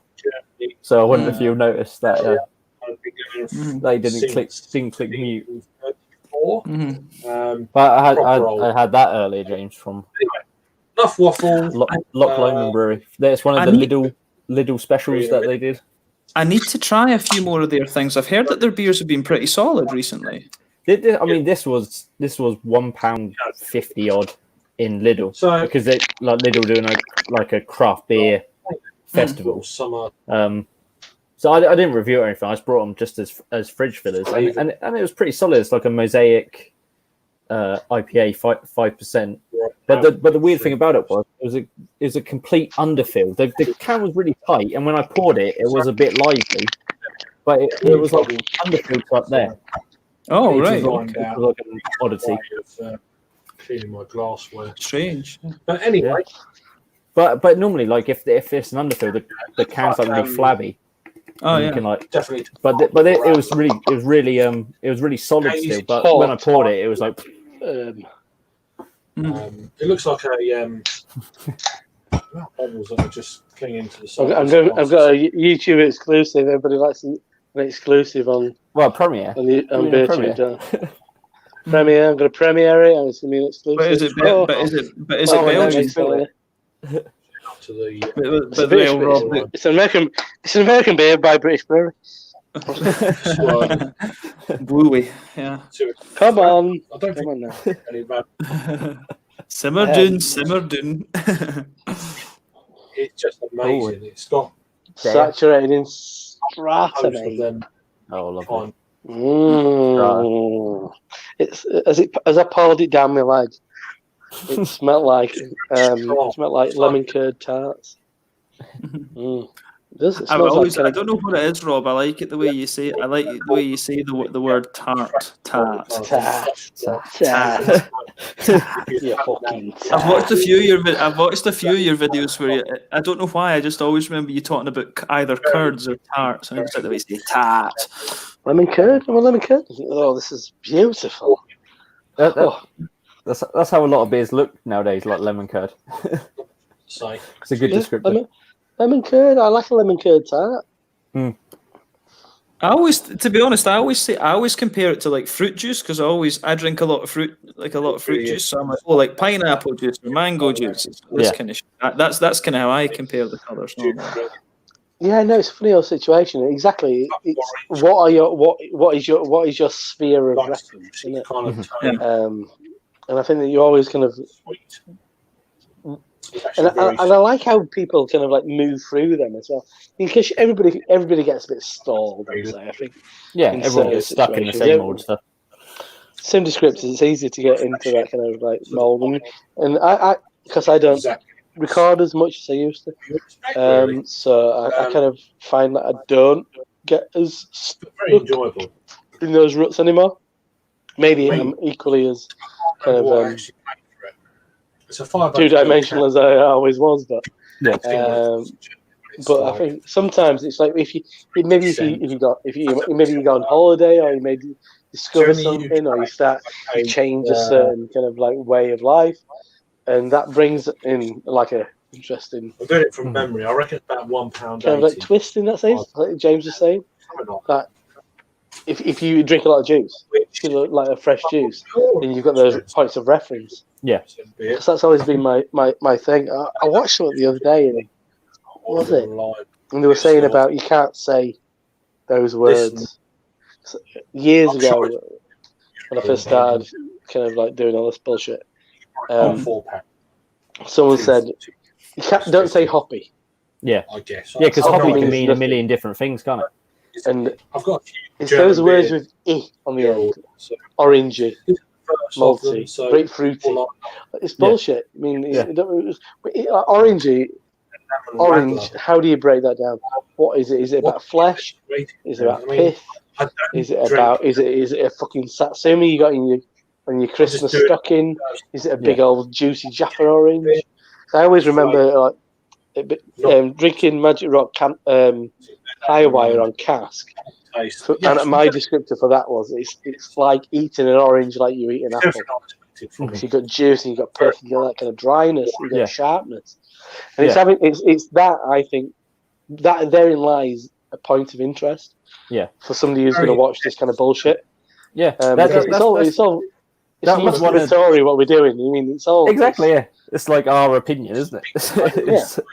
Yeah. So how do you make it? That was actually one of the curious when we sort of like started talking more, Rob. When I first started getting into it, that was like one of the first bits of advice you gave me is like I think I asked you. I was like, how do I get better? And you were like, take it a step further.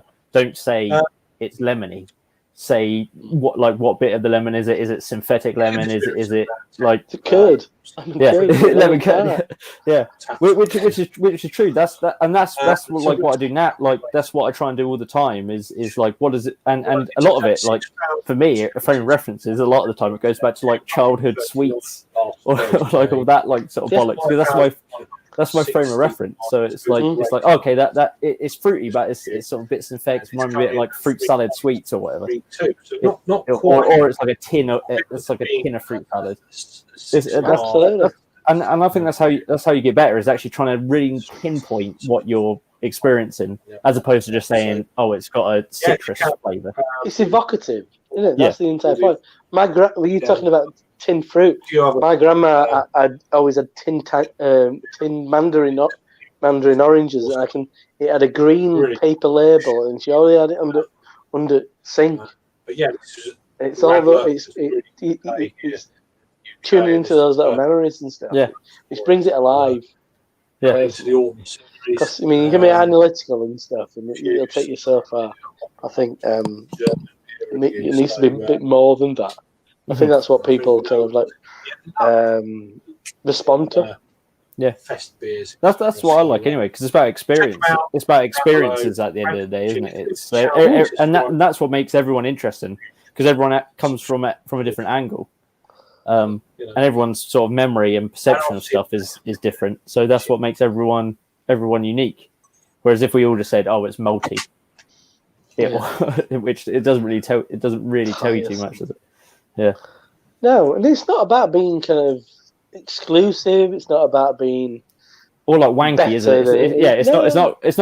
It's not like I was once sitting on the Italian Riviera and the wind was what. It's not about being like that, is it? It's about putting it to your actual experiences in life, that's what I try and do anyway. Yeah, it's been relatable, and for everything that he is, and it isn't. I mean, that's why Simon is so popular, because he's very relatable as a person.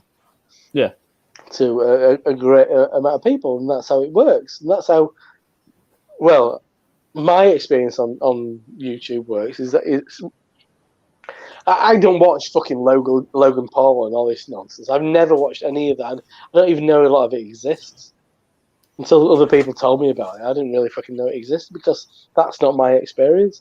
My experience of YouTube is people in little pockets talking about their interests, really. 13:30. All right, cool. Oh dear. Well, it's made by Guinness, so not technically but the definition. No. The definition of craft. Yeah, they're brew house. Yeah. I'm laughing. I'm laughing at the name of that poster as well, and I'll tell you why later off air. Okay. Yeah. It's another one of James's trolls. Oh yeah, definitely. I'll tell you why off air on that one. Although maybe they'll post them. Maybe they'll post themselves as to why it's funny. They can do it if they want. I don't care. Let's see if they'll do it. That's what happens when you're popular, James. It's interesting. It's interesting that there's been. We sneak under the radar. We've been okay up to now, so. I've got it's the Arsenal Gunners that are after me, Okay. Or the Swedish Gunners. So Craig, you completely didn't take your mic off. Yeah, you did. We heard. You've done a spoiler for your review. I noticed that.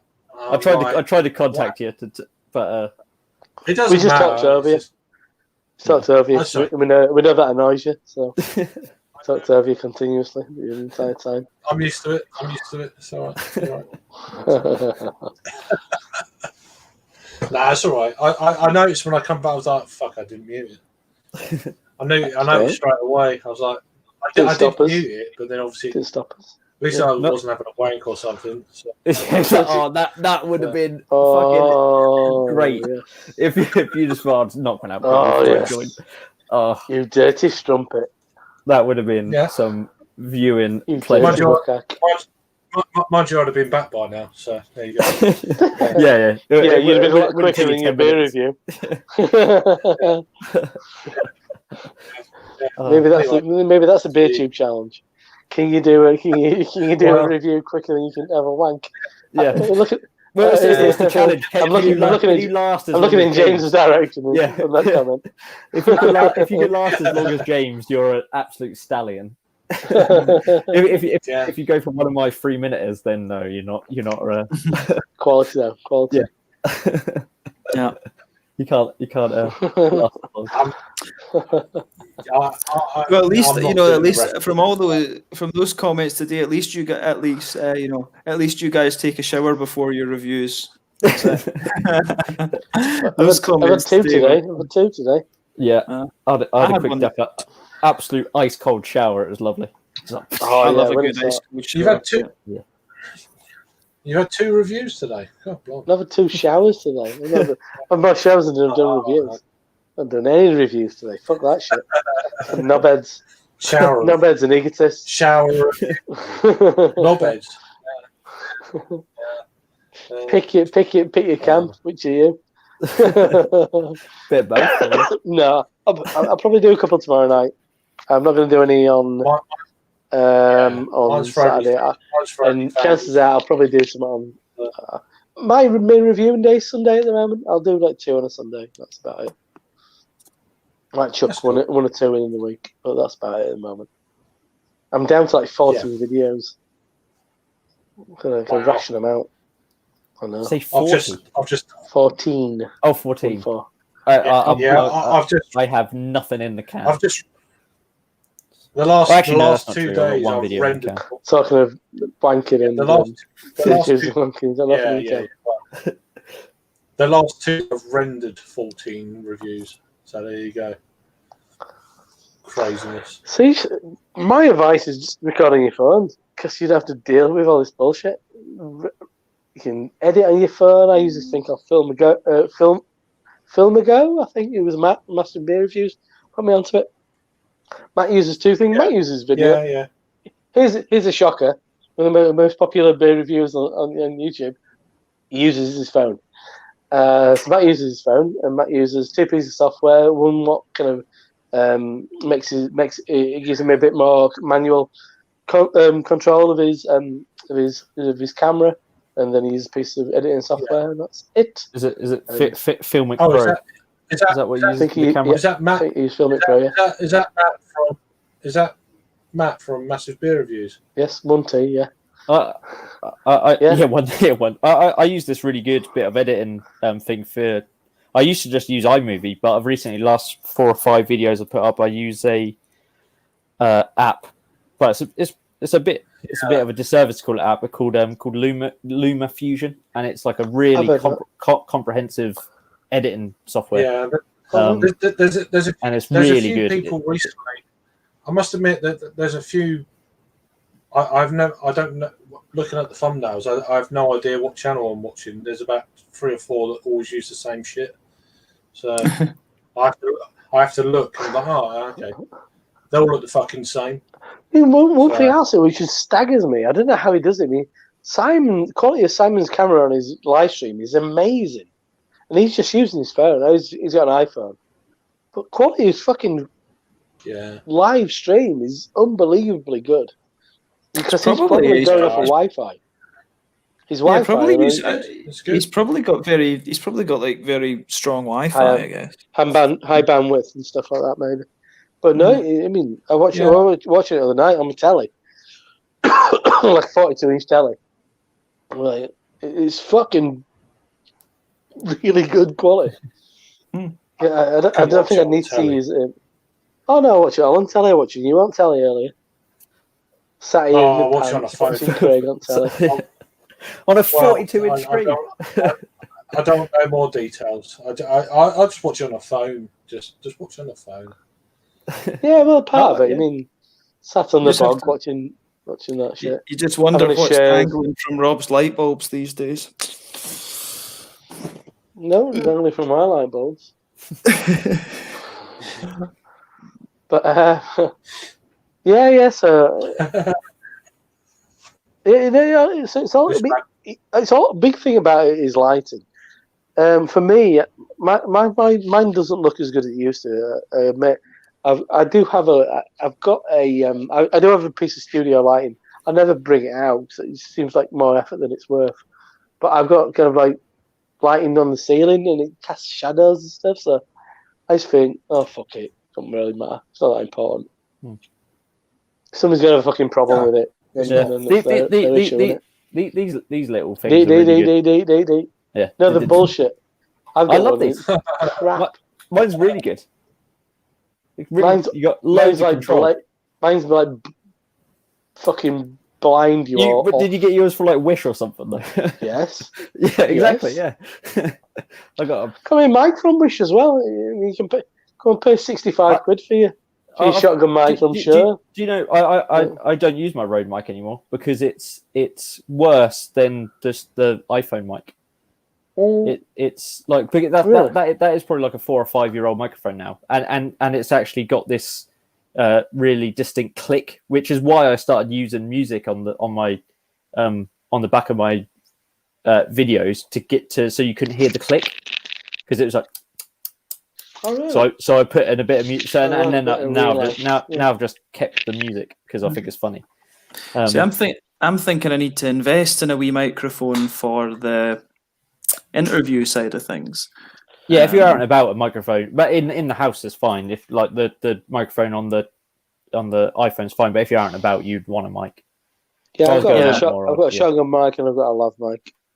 If you're on your phone, get a lav mic.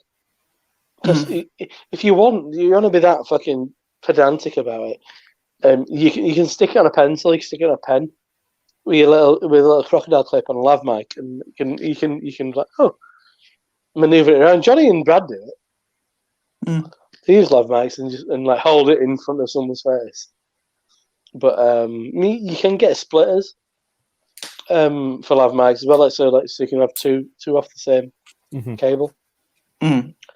It's quite nice. I mean, quality. If I use my lav mic, it sounds miles better, but there's potential for interference if you move around and stuff. But depends where you are. Just in here on my own, choose my little shotgun mic.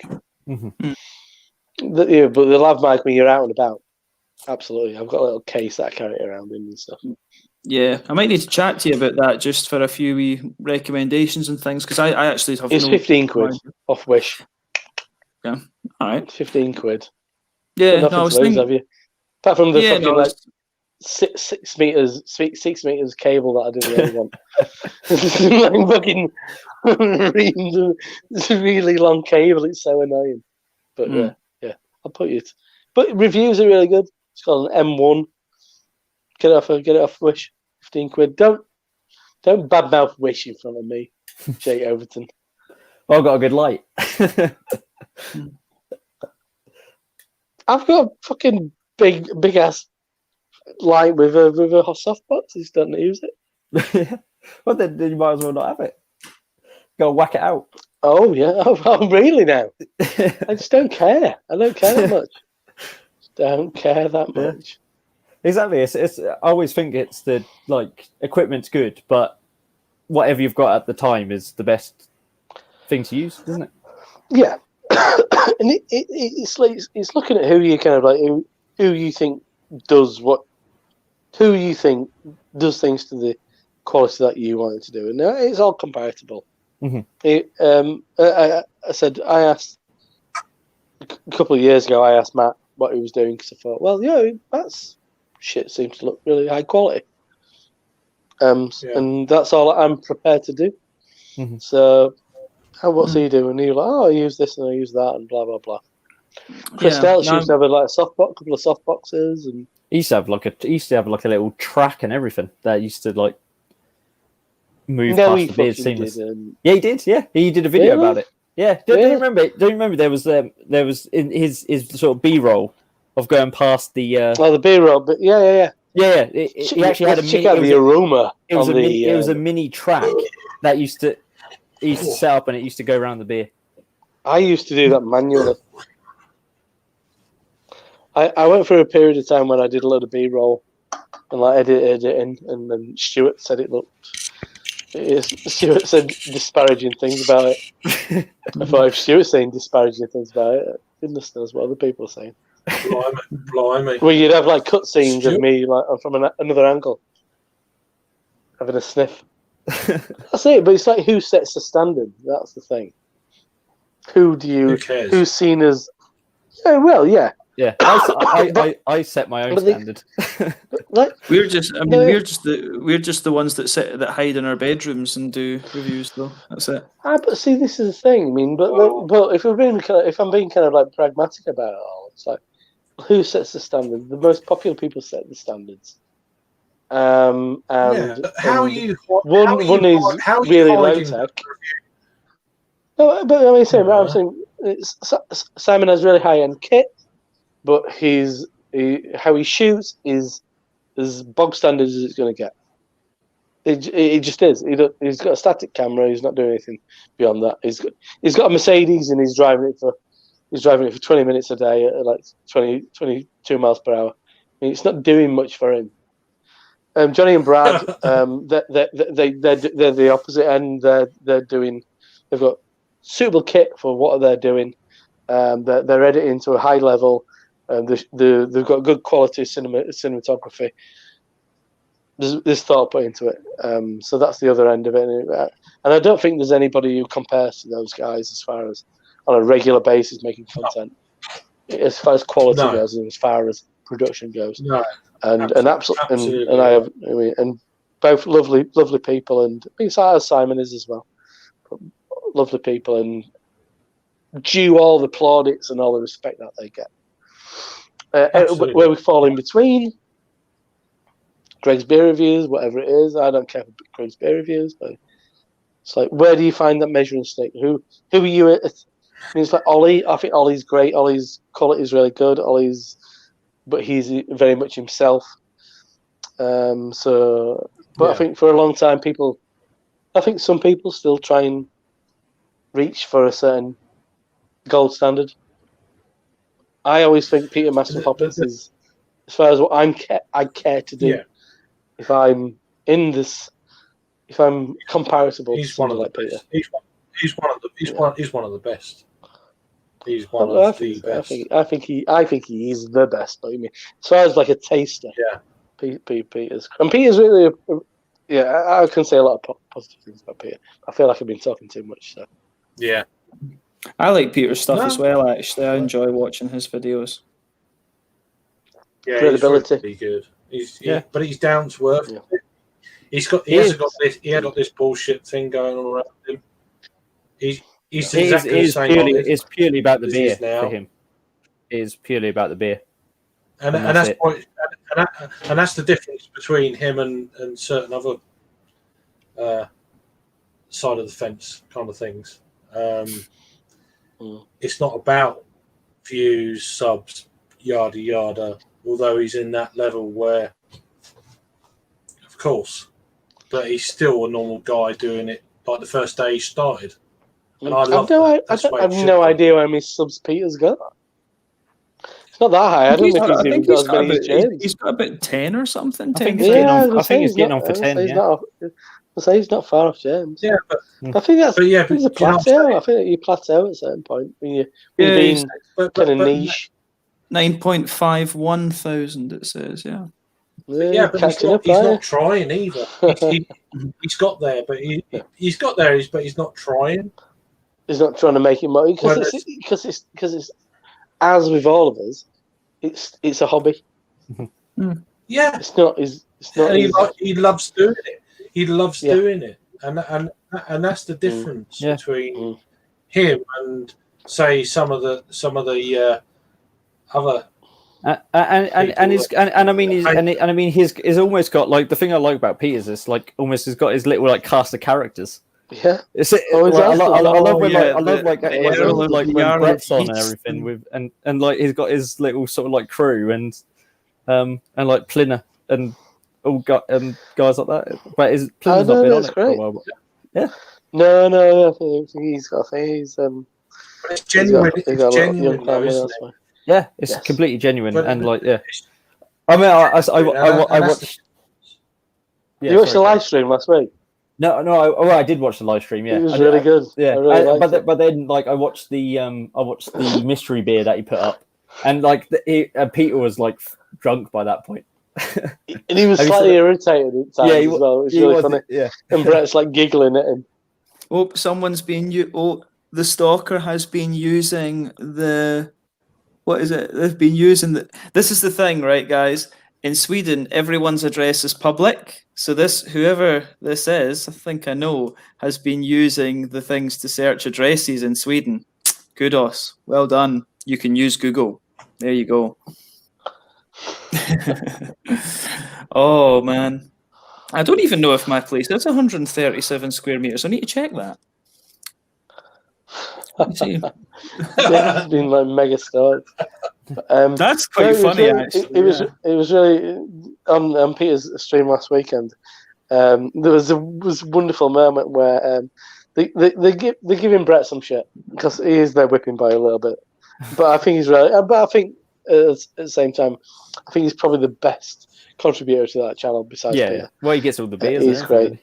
And he's really found his place in that as well. I've met Brett. He's lovely, but he's a little bit standoffish compared with some of the others.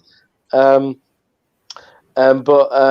it was really funny when they were taking the piss. I mean, I think he's got they're like balancing the camera on the bin at this point. I mean, it's in the back garden. But I think Brett might have been on Tinder, and they were saying that one of the things that he can impress the ladies with, that he can specify beer's ABV within a 0.4 of a pint. He's like, hey, ladies, I can do this. I can figure out if a beer is ABV. Is this which Brett is this? Which Brett? Brett of Animasis. Animasis. He never says his own name. He never says his full name. No, it's lovely. I love it. Peter, I love how Peter forces those names. People, it's wonderful. Yeah, not the guy who vomits on camera on Harry Street. No. By the way, I checked. By the way, apparently my place is 137 square meters. I didn't know that. Wow, somebody got a drone. No. What they're doing is there's a thing called Hitta.se, because in Sweden your personal number means you can use either Eniro or you can use Hitta. You can stick someone's name in Google, the town they live in, and it gives the address, because all addresses are public in Sweden. So this person obviously can use Google. Good job. I feel like I'm doing the teaching to I feel like I'm doing my English teaching to the Chinese students again. Good job, well done. Oh man, that's quite funny. Oh dear. It's very odd. It is. It's really weird. It's really odd. But I suppose it's interesting that I get accused of stalking a certain person of Bwaintwe, and then I get someone who. I was going to say, have you got any enemies then? Something? Have you got any enemies? I don't know. Yeah, don't know. It's quite funny that then. Yeah, that's funny. Oh, well. I wonder. I'll need to be checking. Maybe I'll get a game of Shite-A-Light now. Have you heard of Shite-A-Light? The dog shite in the bag on fire. They knock on the door. Shite-A-Light. That'll be the next thing. But yes, yeah. I think. Have you got a goal? I think I tried to instigate a Master of Puppets nickname once, but I think somebody had already claimed it. It was we recorded. First time I met Peter was in London with Jakob, and we didn't record anything at all until the last place. He's Brewdog Camden. We were downstairs in Brewdog Camden, drinking some abstract, and Peter were like, well, I think we should probably record something, shouldn't we? We were like, yeah, okay. It was like we've been together for 2 days, done nothing. Yeah, but we should be having fun, aren't we? And go on then. And then we kind of did something. And I think I tried to kind of give myself a nickname, and he was like, no, my dad's got that one. I'm like, oh shit. How am I going to be then? We done me, you, and Jake done an abstract review. Funnily enough, we did downstairs. Classic.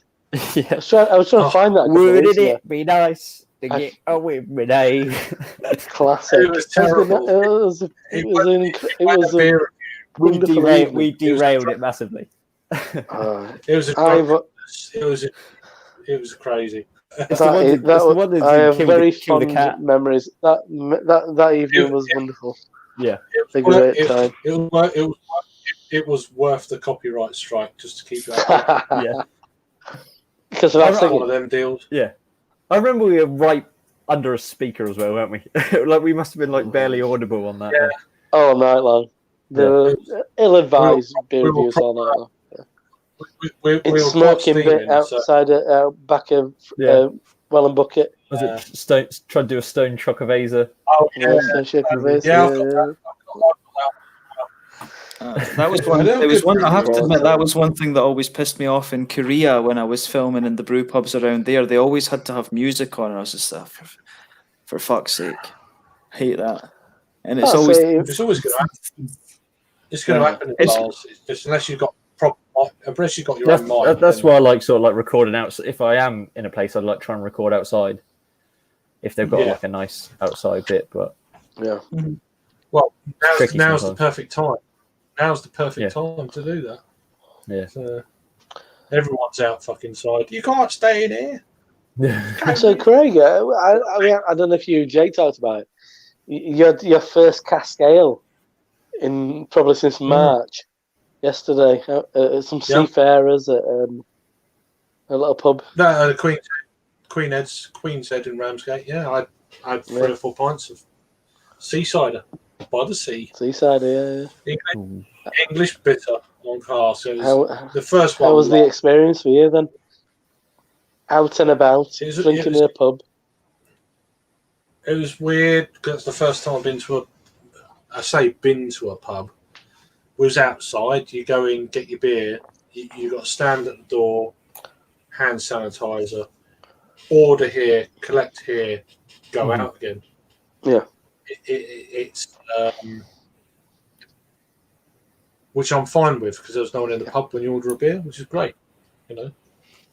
But it's just the going outside bit with when it's steaming hot, and I don't like sitting in the sun when I'm drinking. So that kind of like, so I ended up sitting behind a folded up umbrella and sort of keeping in the shade from that. Everyone else is out in the sun sweating like anything. I'm like, nah, not really. Were you allowed to put the umbrella up? You could, but they wanted to sit out in the sun, so I'm like, oh, whatever, go with the flow. But yeah, tomorrow I'm going to go to Little Swift, and cool.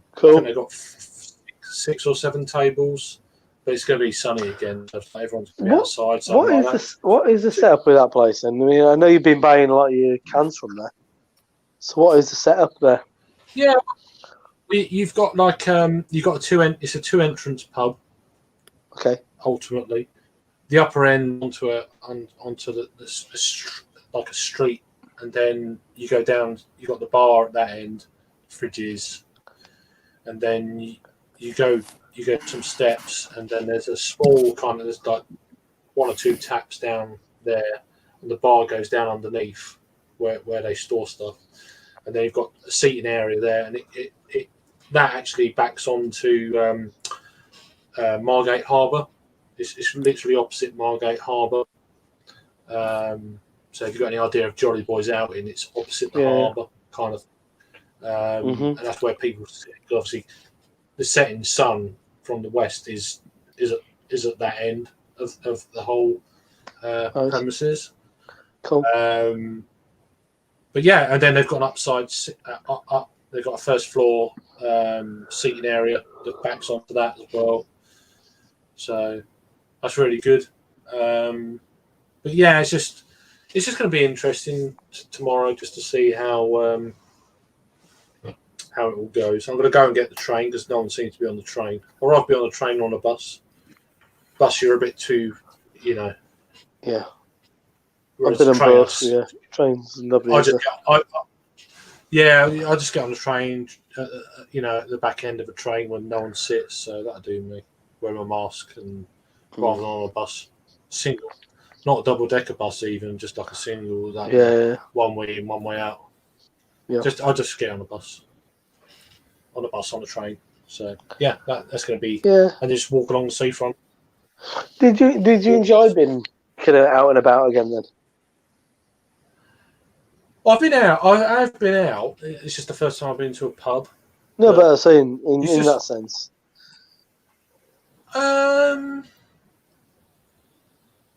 It's okay, but you've got no control over anyone else. I think that's the issue I've got with it all. Okay. most people are great. Most people are great, but you get some knob ends. It's like, Yeah. for fuck's sake. No, especially if you're, I mean,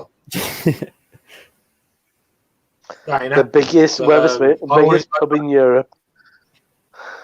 Yeah, I said to my mates, I said, if you're going over there, I'm going home. So it's up to you. It's nice to see you, but yeah, I was going to do a Brucey thing there. But yeah, do you know what I mean? It's you got it. But no, I'm not into. I've got my sort of stance on Wetherspoons. What you're happy with, yeah. No. And it's also the fact that like I've missed going to certain places, and I've not missed going to Wetherspoons. Like I want to go to other places before I even think about stepping foot inside of Wetherspoons.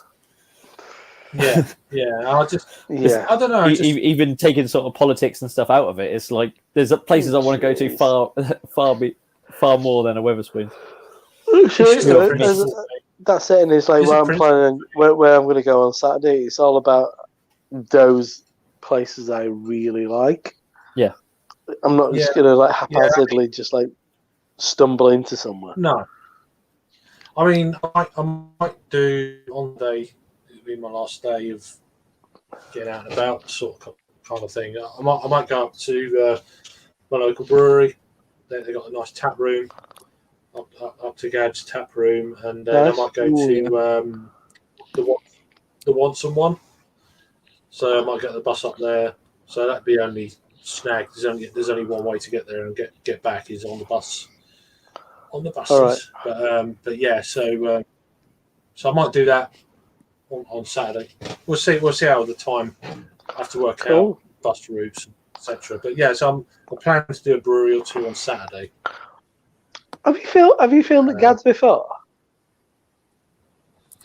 No, funnily enough. No. I've got memories of you doing something about the Wet Help Festival. It was like it was like a bit of a black and white shed. I don't remember which brewery it was. I done a Green Hop brewery tour about 3 years ago with like 5 or 6 breweries in kind of one day. That's what I'm talking about.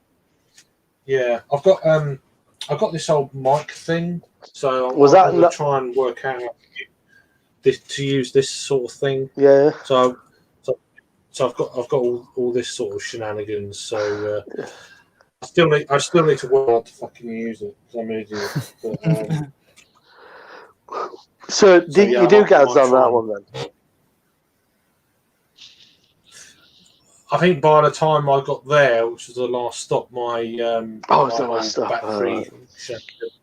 No, you definitely do something, Gads. I have one in the bank, just like fucking 2-3 weeks prior to lockdown. I did it.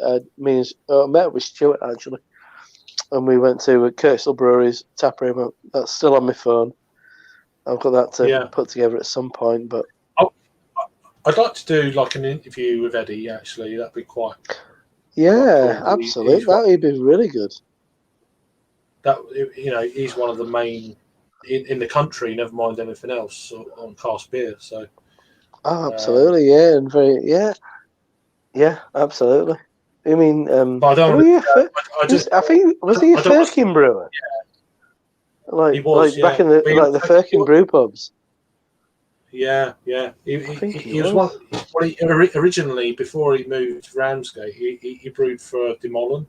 That's how he's got his links with them. Oh, really? Right, I didn't realise. Yeah, well, my first Demolin I got through Eddie. So he sent me in free of charge, which is a lovely thing. I've been in the same room with him once, and I was a bit I kind of did. I'm far too socially awkward to go and say hello. So I didn't. But, he's little. No. That's all I remember. He's only a little fella. He's a wee fella. He's only wee. He's a short Blackpool supporter. So yeah. But no, you should do. But no, that's one thing I thought. I don't. yeah, I don't really feel I know him enough to ask him. I feel a bit.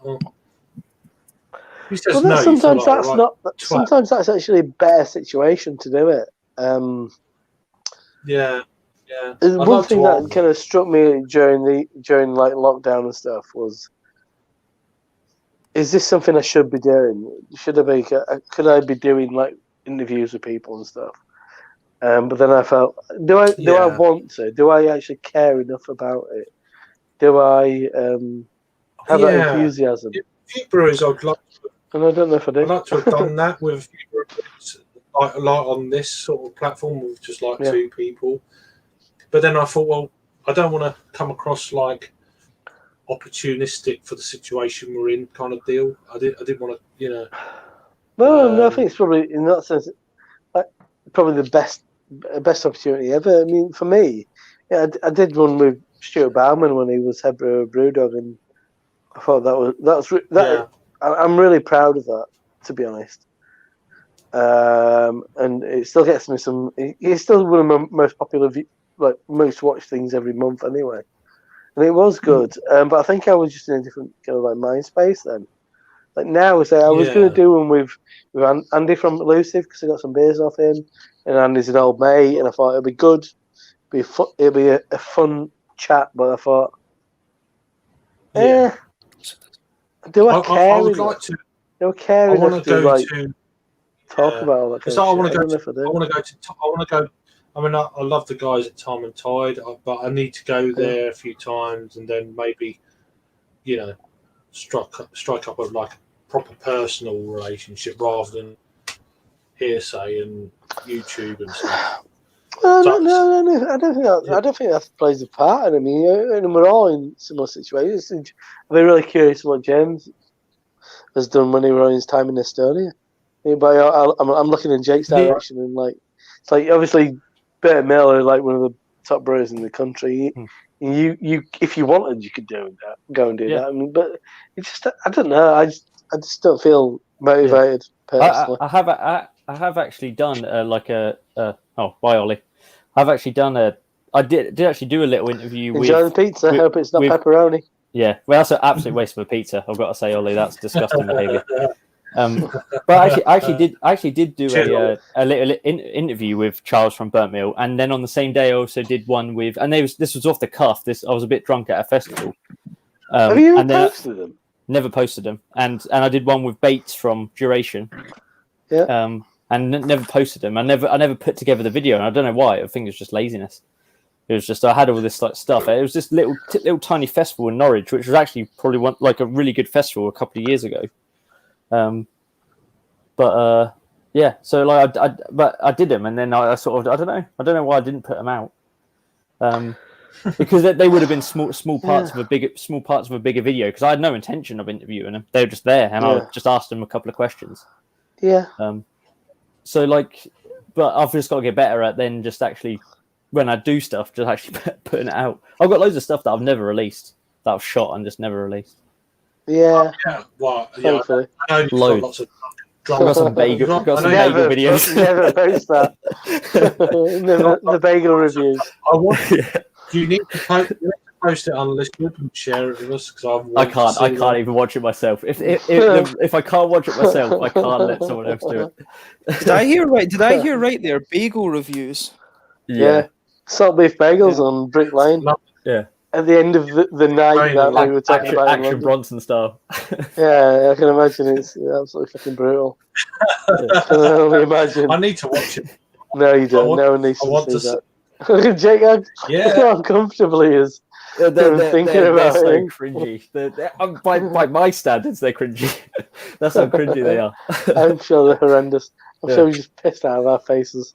That's the thing. I think at the time we thought we were doing like good Action Bronson impressions, but like on video, Just us pissed, not good. eating a sandwich. We're just drunk. Yeah, we think we're being really good.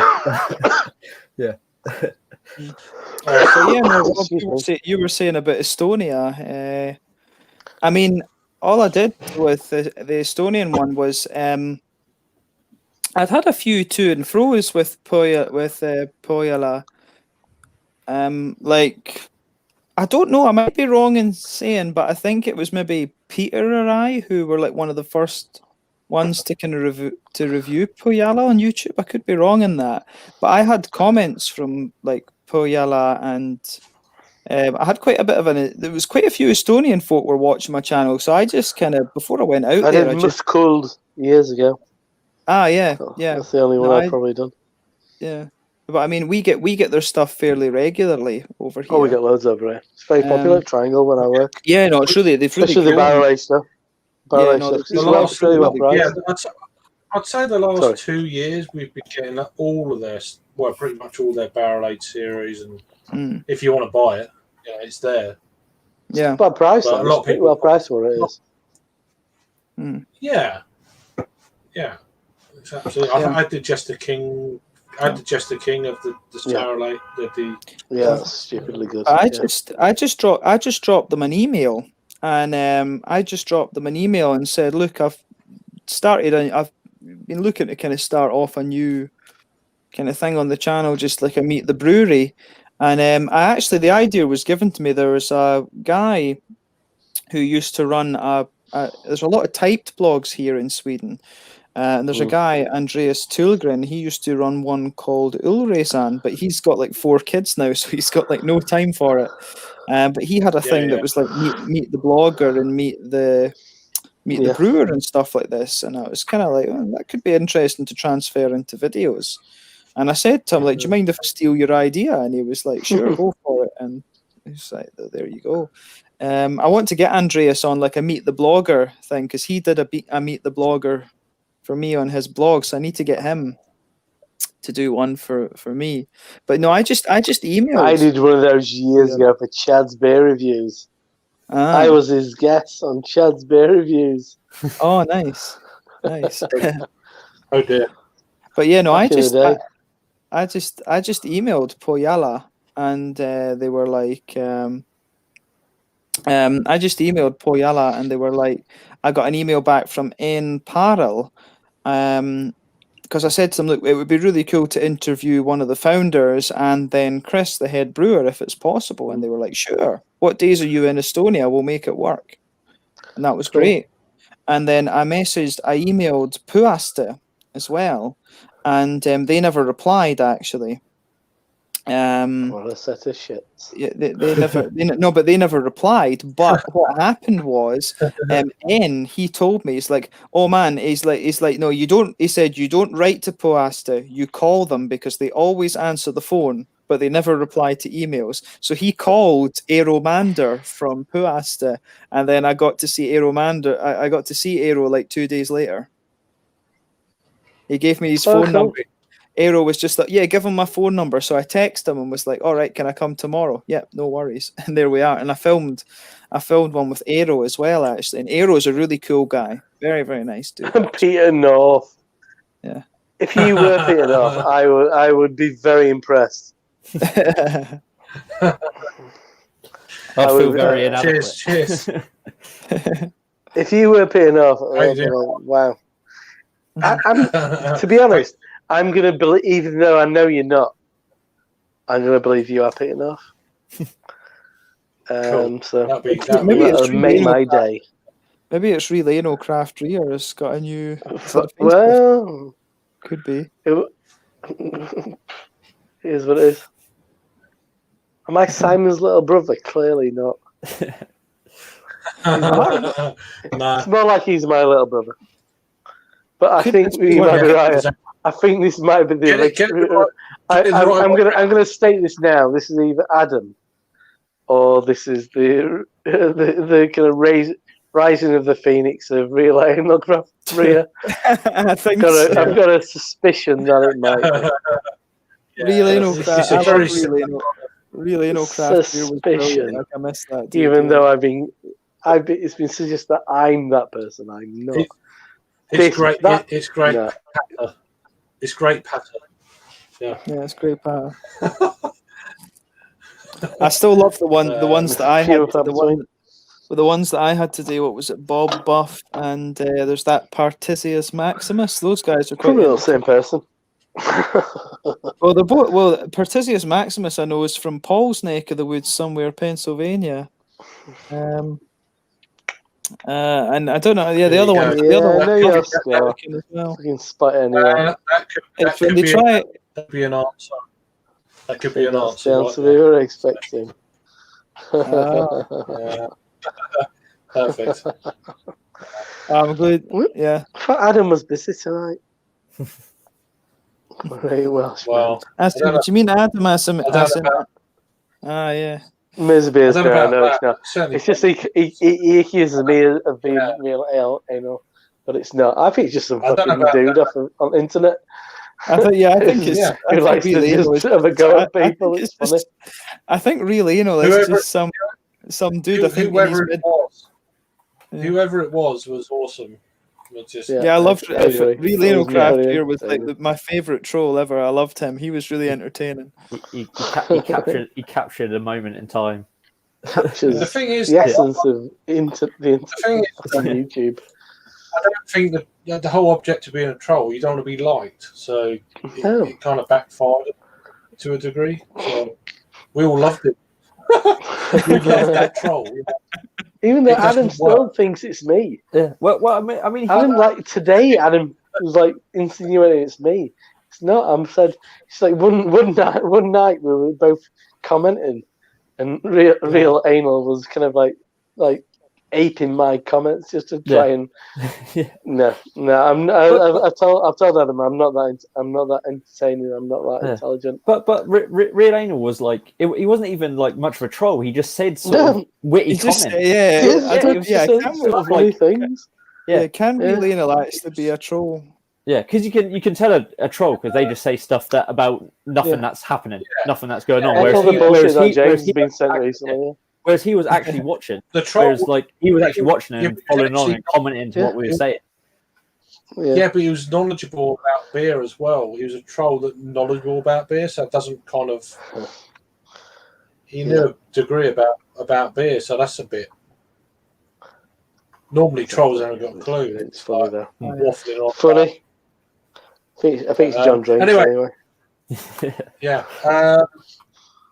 We're gonna leave it here. We're gonna probably chat offline for a little while. So, thank you everyone for joining. Really appreciate Jake, Rob, and James. And was there anyone else? I don't think there was. For joining and all the comments, awesome, Ollie, etc. One or two trolls. My stalker too. Yeah, that obviously knows where you live, and so, yeah. But exactly, it is what it is. But then that's just me. Thanks for watching. And, keep me waiting till the earthly catchphrases. Till the next stream. So yeah, maybe tomorrow we'll see. Cheers, Keep safe. Boom. Cheers, guys.